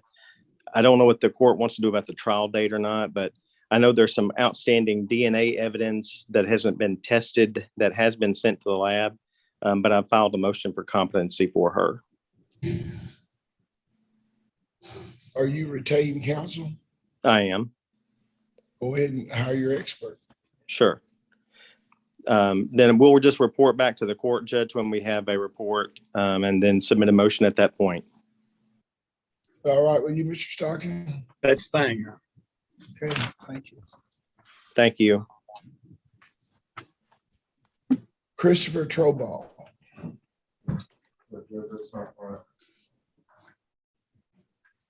Yes, Your Honor. Are you Christopher Troball? Yes, sir.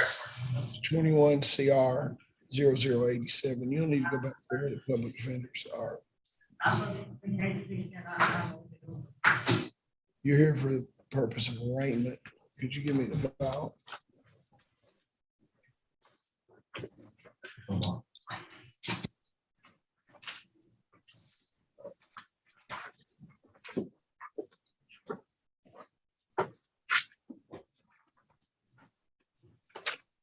He told me to come in here. Now, Mr. Troball, your attorney is present. You see me? Yeah. No. You have a right to remain silent. Bruce Brown. I'm here, Judge. I'm under Robert Austin. Yeah. The grand jury of Monroe County has returned an indictment charging you with possession of controlled substance in the first degree, failure to register or transfer a vehicle, expired license, failure to maintain insurance. You understand those charges? Sir.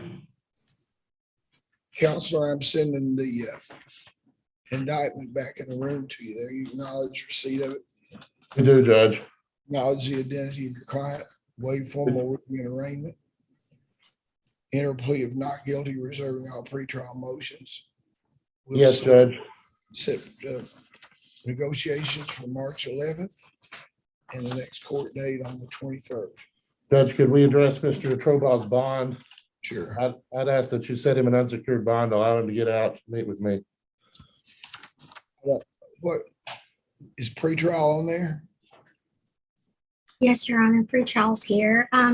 His wife had called our office and she explained that she wasn't able to sign the surety bond because they are from Tennessee. And they don't know any family or friends here who will be able to sign the surety bond. And I am conflict counsel on this case, Judge. Your Honor, I'd be opposed to unsecured bond. I had to put him in NCIC. Took us about 6 months to get him picked up. Finally tracked him down and got the sheriff where he was living or whoever picked him up down there. I would ask for a secured bond. I mean, he had a little bit of meth. You'll have to file for a bond hearing. Okay, thank you. Thank you. What's next on there? Jesse Turner. Jesse Turner.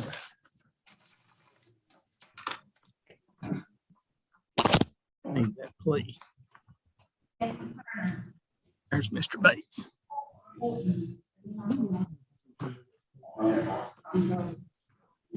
They're getting him, Your Honor. I apologize.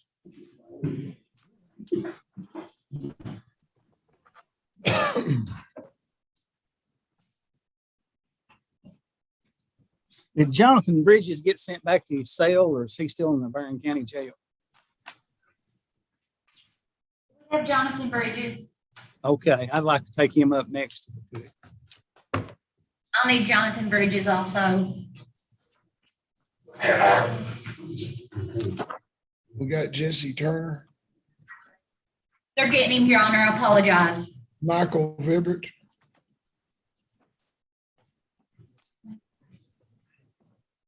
Yes, sir. Commonwealth versus Michael Vibert. Mr. Bates, will you turn your camera off till we call your case? Thank you. Commonwealth versus Michael Vibert, 21 CR 00127. Are you Michael Vibert? Yes, sir. What's your year of birth? 77, What are the last four digits of your social security number? 1680. Okay, we're here for a pretrial conference. What do we have? We made a counter offer to Mr. Stockton, and I believe he was, Be a negotiation on March the 11th and the court date on the 23rd.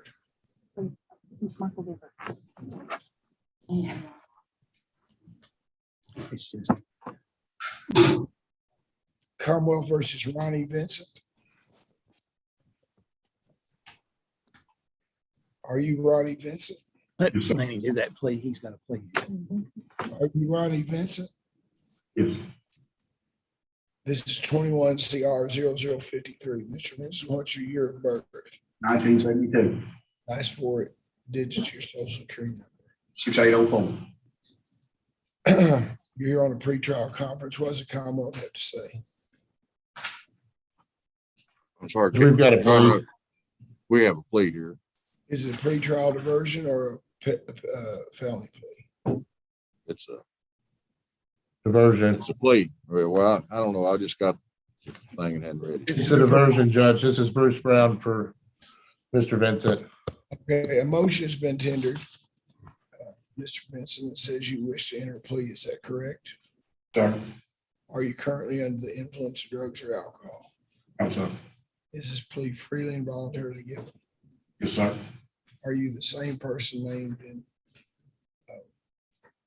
21 CR 0053? Have you had, is your judgment impaired today in any way? I'm sorry. Have you had plenty of time to discuss this matter with your attorney, and are you fully informed about your case? Yes, sir. You understand that you do not have to enter a guilty plea today. You have certain rights under the Kentucky United States Constitution. I'm gonna go over those rights with you. You have the right not to testify against yourself. No one can make you say anything. You have the right to be represented by counsel at your jury trial, the right to confront and cross-examine all witnesses called testimony. Gives you the right to produce evidence, the right to call witnesses in your favor, and the right to appeal this matter to higher court if you lose. You have a right to require the Commonwealth to prove beyond a reasonable doubt that you're guilty of the charges against you. That you understand by entering this guilty plea, you give up those rights. Now, I may consider the Commonwealth's recommendation applying rates of sentence provided by law. I do not have to accept the recommendation. In the event that I do not accept the recommendation, decide to impose a harsher sentence, you have the right to withdraw your plea and proceed. Okay, have you had a pretrial diversion in the last 5 years? I'm sorry. Have you had any felonies in the last 10 years? I'm sorry. Presently on probation. Are you presently on probation? I'm sorry. Okay. You understand that if you do not fully complete the diversion, you will be brought back in front of the court, and I could cancel the diversion and schedule a sentencing hearing. You understand that? You know, you realize in that event, you'd be a convicted felon, and this could be used against you to enhancing sentence in the future in the persistent felony offender law. You understand that? Do you understand that? Yes, sir. What's the Commonwealth's recommendation? Commonwealth agrees to dismiss possession of drug paraphernalia and a failure to illuminate registration plates. Upon a plea of guilty to possession of controlled substance, first degree, the defendant shall receive a sentence of 3 years pretrial diverted for 5 years supervised. The defendant should be referred to the Social Service Commission and shall follow any and all recommendations. The defendant should pay a fine plus court costs. The defendant should remain on active supervision until all restitution, if applicable, fines and court costs are paid in full and further support. The defendant shall obtain gainful employment or do a minimum of 30 hours per week community service. The defendant agrees to have any and all contraband, drug paraphernalia, and fraudulent Social Security cards disposed of in accordance with the laws of the Commonwealth of Kentucky. Is that what you agreed to, sir? Yes, sir. Are you entering this plea because you are guilty? Yes, sir. Okay. And knowing the constitutional rights I explained to you, is it still your desire to waive those rights, enter a plea, and let the court fix your punishment? Sir. Okay. Would you hold that signature up on the agreement?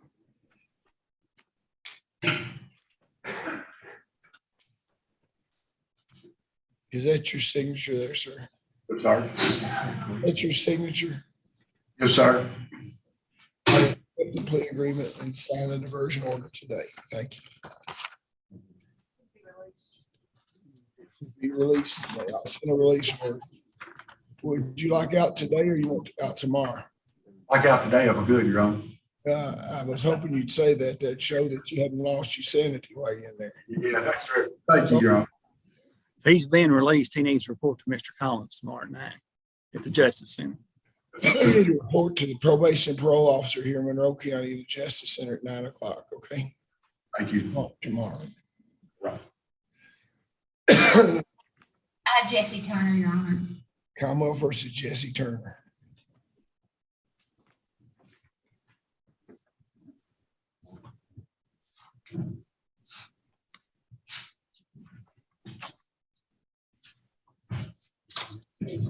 Commonwealth versus Jesse Turner. Are you Jesse Turner? Yes, sir. What's your year of birth? November 27, 1976. And what's the last four digits of your social security number? 2464. Okay, now there's been a motion filed to enter a plea today. Was that a diversion or a felony plea, Mr. Stockton? Felony, Your Honor. Okay. And Judge, before we go forward, there was one issue, and I had discussed this with Mr. Stockton before, but I don't know if it went to the plea sheets.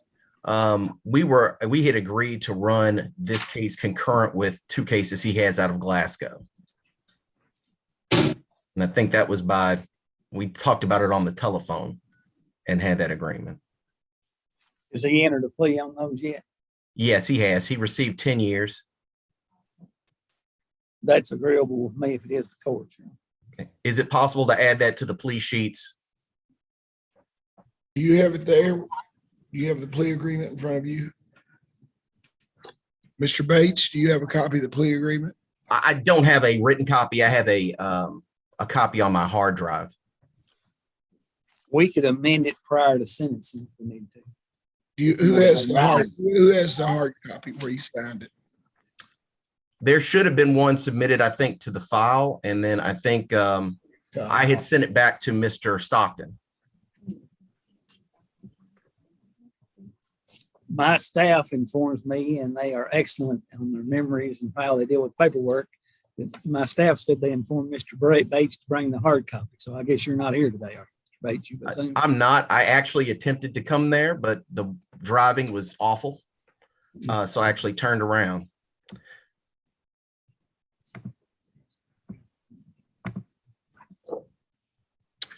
We don't have it here. Well, I just suggest we can do it next month if you want it changed, and that way we can locate the paperwork. If the court can give me some time, I can get an email copy to the court. Obviously, driving 2.5 hours probably wouldn't work. Well, is he going to have to serve time? He That's is. a 10-year sentence. Well, that's the so- reason I said we could amend it. It's final sentence. if we need to. You can just get it to him, let him sign an amended thing. We'll be here on March 23rd. Okay. All right. Thank you, Judge. Thank you. Is that it? No, we have Jonathan Bridges. One we passed over. All right, I'll be right here. My next court date is what, March? I'll tell you when I get your paperwork. And I also have Stacy Flippin, I think, in her plea out in the courtroom.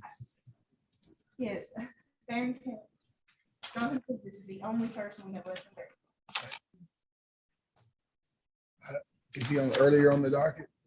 Yeah, it's on the jail docket. Under Barrington. Yeah. Should be able to say it. Jonathan Bridges. It's coming, Your Honor. That was one of probation plea trial. Trevor, we're waiting on Mr. Meeks. I thought I'd already continued that till next month. No. We're waiting on Mr. Meeks. What? Halfway through. Yeah, Mr. Meeks. Where's Mr. Meeks now? He's in here in the conference room with me, Your Honor. If you want us to come in there, we can, or if you want to stay in here. It's fine. You stay in there.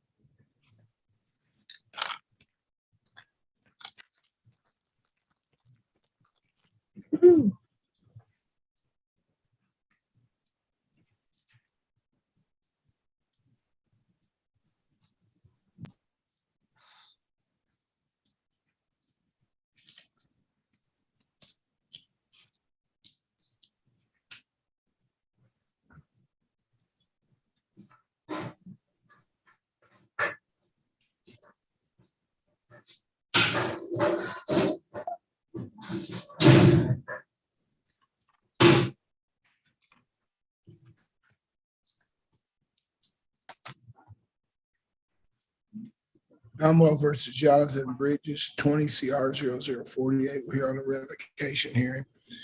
Case having previously been called. Mr. Stockton, you'll call your first witness. Call my only witness, Mr. Meek.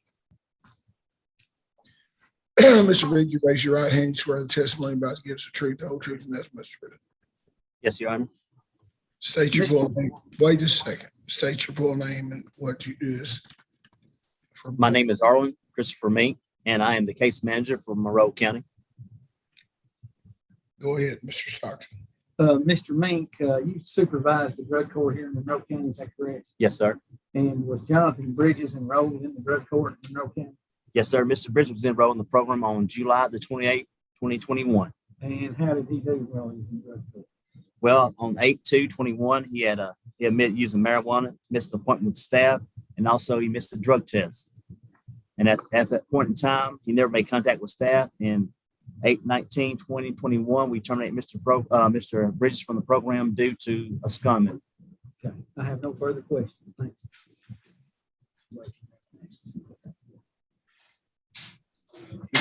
Austin, you have anything? Mr. Mink, did y'all try to contact Mr.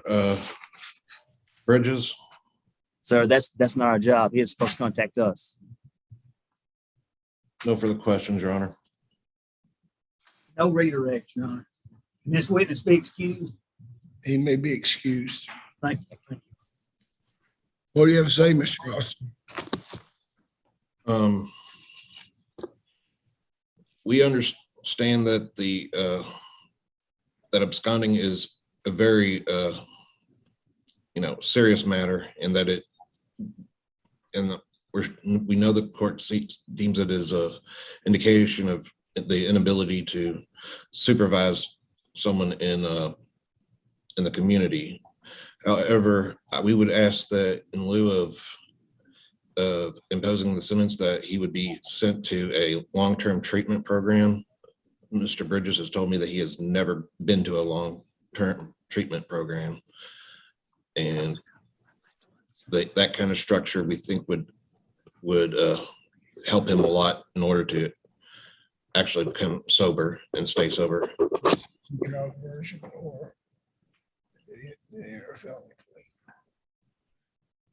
Mr. Stockton, was this a pretrial diversion or felony? We think it's a diversion.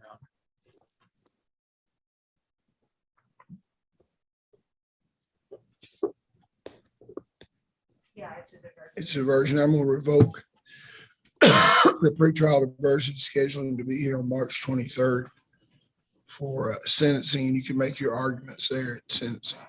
Thank you. Is that all we have at Barron County? Yes, Your Honor. Thank you. Thank you for your cooperation. Is there anything else to come before the criminal court? We still have Stacy Flippin and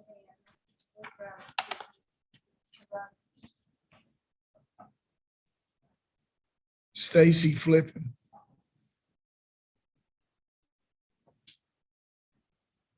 And who's the other one?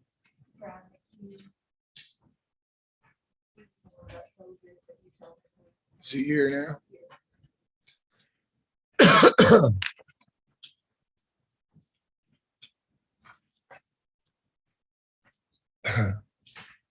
Commonwealth, Kentucky versus Stacy Flippin. Are you Stacy Flippin? Yes, sir. This is 21 CR 0046. You previously identified yourself. Is this a felony plea or diversion? Misdemeanor plea. Motion been tendered says you wish to enter a guilty plea today. Is that correct? Yes. Are you currently under the influence of drugs or alcohol? No. Is this plea freely and voluntarily given? Yes. Are you the same person named in an indictment 21 CR 0048? Yes. Are you impaired today in any way? No. You reviewed the evidence Commonwealth has against you? Yes. And are you satisfied with the advice of your lawyer? Yes. You have certain constitutional rights of the Kentucky United States Constitution. First, you have a right not to say anything. You have a right to speak trial by jury, right to be represented by counsel. It's a jury trial. The right to cross-examine and confront all witnesses, produce evidence, call witnesses in your favor, the right to appeal this matter to higher court, and the right to require the Commonwealth to prove out a reasonable doubt that you're guilty of the charges. misdemeanor guilty plea here today. You give up those. Now, prior, I want you to listen very carefully what the Commonwealth has to say. Move to your left. Your Honor, the Commonwealth agrees to dismiss possession of drugs up to first degree and operation of the vehicle while license is revoked or suspended. And upon plea of guilty possession of drug paraphernalia, the defendant should receive a sentence of 12 months, or 12 months at home on incarceration.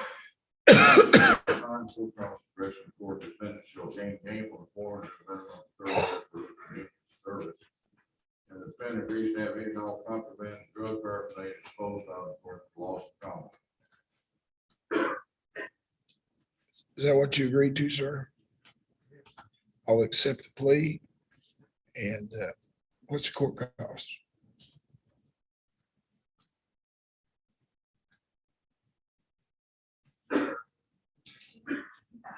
What? 265. Okay, you need some time to pay that. I'll let you start paying it $30 a month. First payment at the end, 30 days from now. Okay. Okay. Now, does he need to meet with a probation parole officer, even though it's a misdemeanor? Talk to probation parole officer.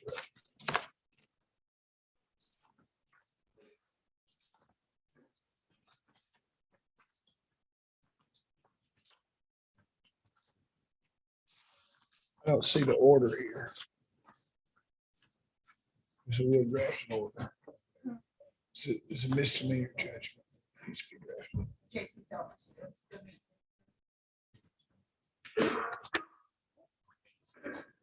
Do a misdemeanor judgment that one. Do we have any, we have this last guy coming up.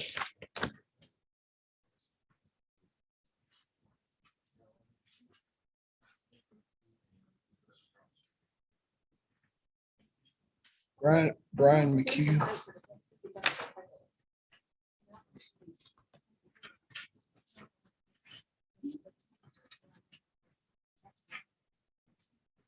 Yeah, I asked Jesse if he would make sure that he played our closing. So I'm like, okay, that works. It's not my job. Brian McHugh.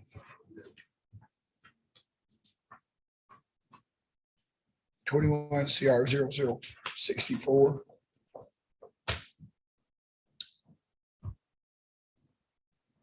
Mr. Stockton, you want to come back in? Can you find Mr. Stockton?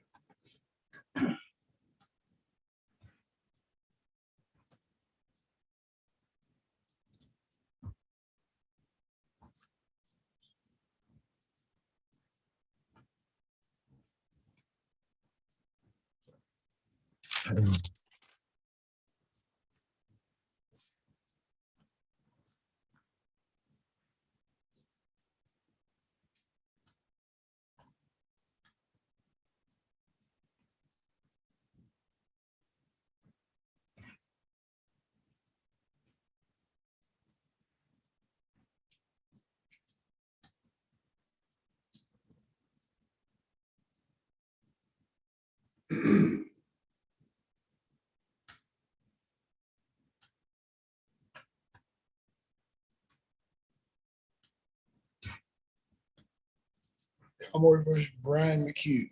Yes. Yes, we need to try. What's the charge here? Right.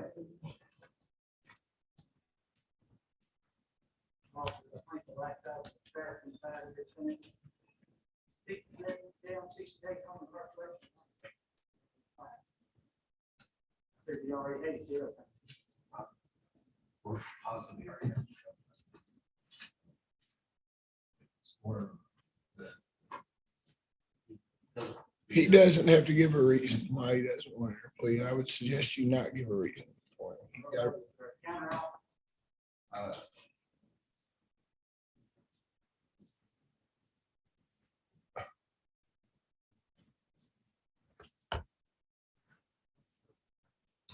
I'm not, we're not responsible for the police paperwork. I don't know what the deal is when it's not getting to the clerk's office, but we give it to them and I don't know what they do. What's going on? There's at least, there's at least two, possibly. Well, now that we got the station. Wait. Let me mute this.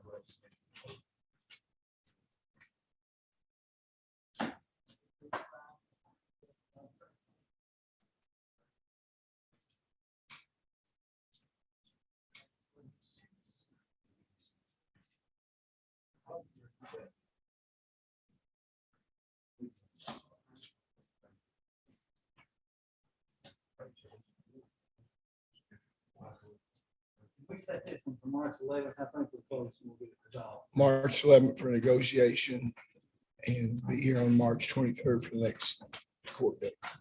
We got one more, Mr. Stock. We got one more. She wasn't here this morning, and there's two more. Who is she? Bring her up. Ms. Cross. Lana Cross. What was she gonna do? What's Lana Cross gonna do? Who's your co-defendant? We just got him served. Yeah, that's true. Trouble. We've got him in custody now, so he won't have conflict counsel. You already got it, it's Mr. Brown. Okay, so why don't we just have her on March 11th too? So we try to what- wrap her up. Commonwealth versus Lana Cross, 21 CR 0089. You Lana Cross? Yes, sir. Why weren't you here this morning? My truck is, I probably wouldn't even leave when I got there. It was- Do what? This was lifted and I drove it low gear all the way here. And I probably wouldn't even make that home when I did, I see my truck. I was just kidding.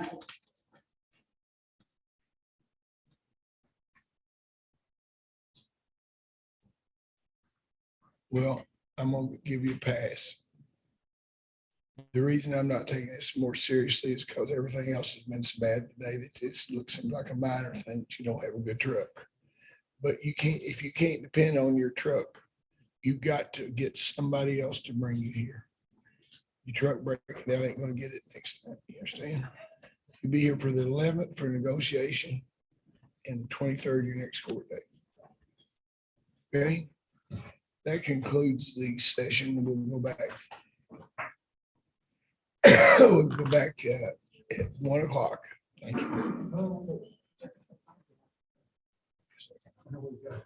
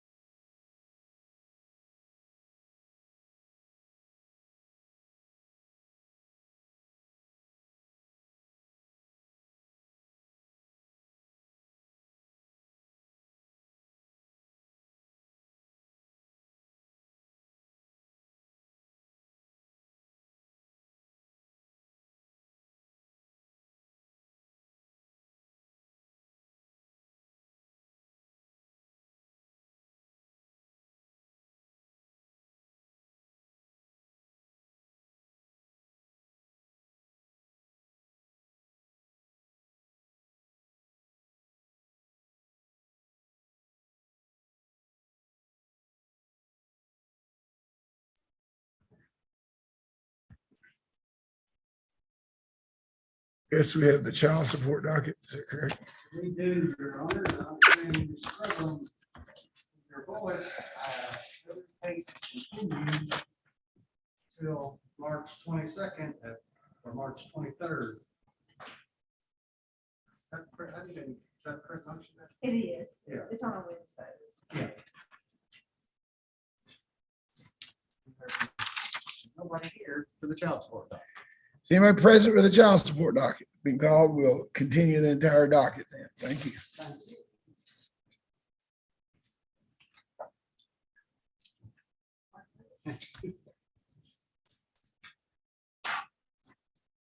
Civil docket. Warner Fertilizer versus Drew Carver.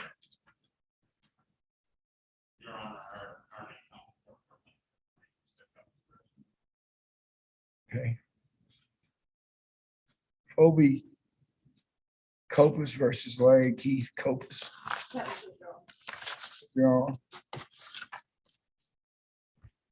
Jonathan Starr Crawford versus Mary Faye Crawford. Jonathan Crawford.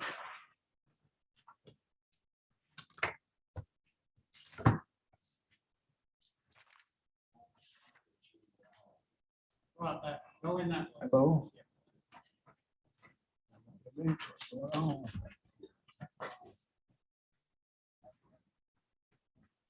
I'll call you as soon as I get off. I want to talk to you about it. Sure. Okay. Okay. See you in a minute.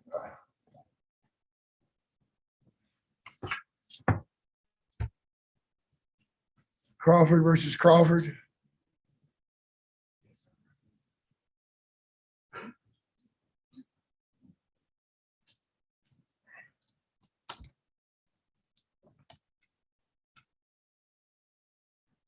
You want to go ahead? Yes, sir. Judge, this is our motion. There's two separate issues.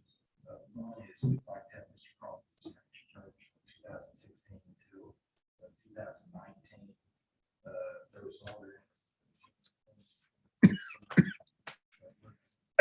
Crawford paying all three minor children, both his state income taxes. However, he was supposed to split with Mary Crawford Brooks. She's got questions. She believes that he hasn't given her full half. He was supposed to give her half of what he saved by claiming him. Under the order, he was supposed Move up to the microphone. Okay.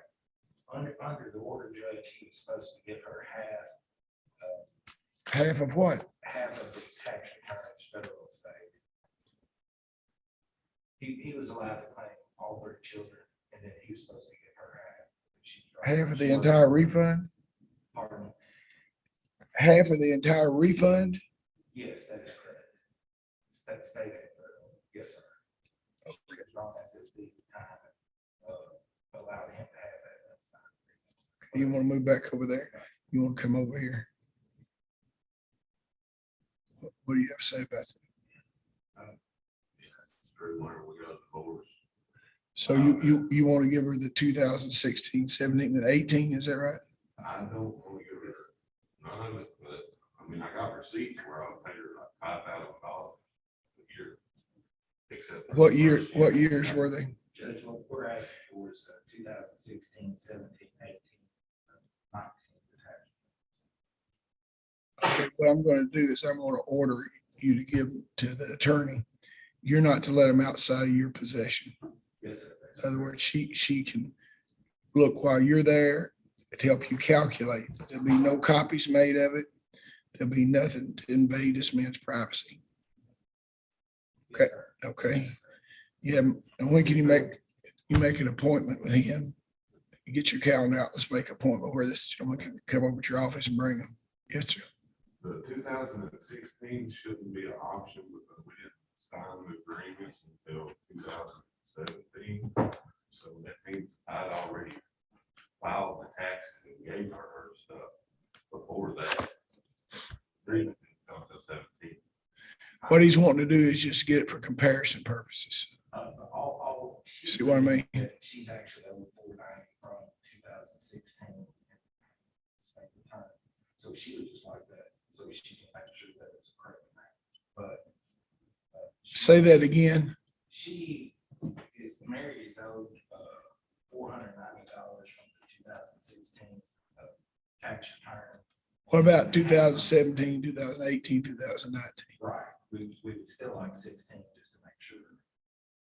But she owed money out of 18 Yes, sir, she's owed money out of 2017, 2018, and 2019. So you just want it to confirm to make sure that they were consistent with the other years. That's right. That's okay to do that. It's okay to do that. And he has paid. Has nothing to do with what you paid her.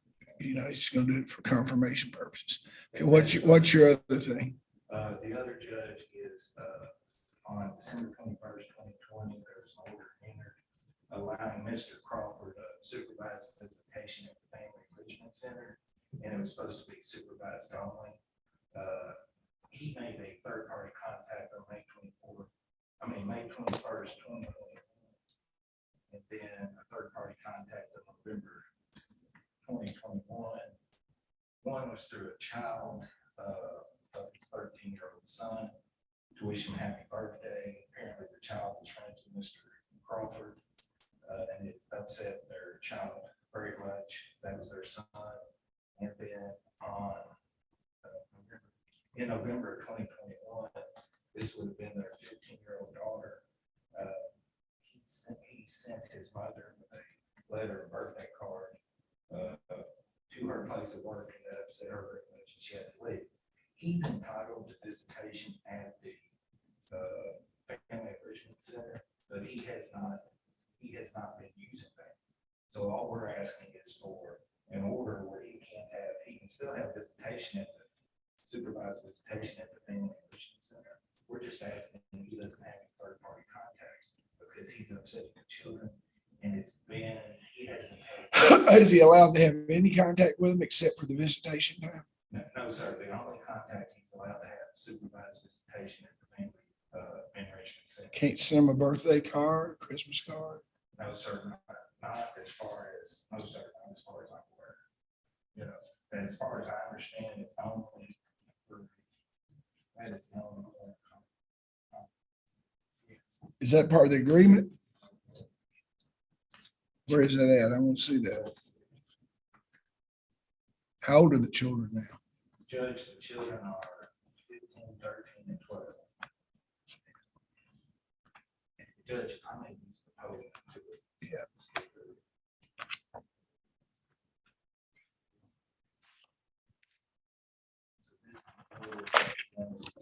December 17. Supervised visitation. Was it part of their agreement? Let's see, number 3, the order. Was it part of their agreement? Yes or no? Let's see, this was an order. So I can't remember if Mr. Crawford showed up or not for that. I know we had a motion on. What's the title of the document? It's called order. And our motion was motion and modified custody or in the alternative to modified joint time sharing. And so we were asking for. What was the date again? Let's see, Judge, this is December 21st, 2020.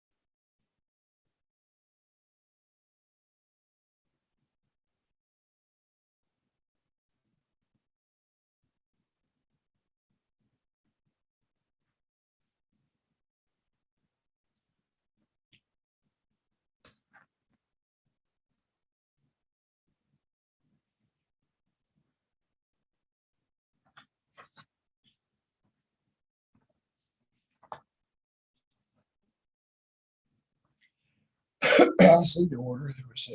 There was a plan involved for the unnamed minor children. It says once those are closed, it's supervised visitation between the children and the petitioner shall occur at the Family Enrichment Center at the cost of the petitioner. Yes, sir.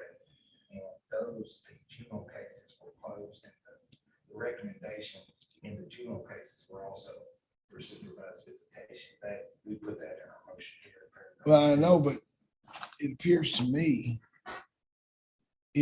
are you exercising supervised visitation? Are you going to see them? Sir, I ain't got to see my kids in over 2 Okay, years. but why is it? Have you tried to go to get this? Well, whenever I went back to. Move back over that way. Whenever I went back to the cabinet after they had closed the case, I told them I'd like to do something where I could see my kids. I'm not too thrilled about being supervised by them, but if it could be like a family member that they would trust, I would be okay with that. But I asked them and they said that I would have to do something, come back to court, because they have nothing to do with it no more because they closed the case last year. So, Judge, but from that, basically from that time, when the case cabinet, he's not, he had the ability to have supervised visitation, but he hasn't actually exercised it since the adjudication hearing of September 1st, 2020, as far as I know.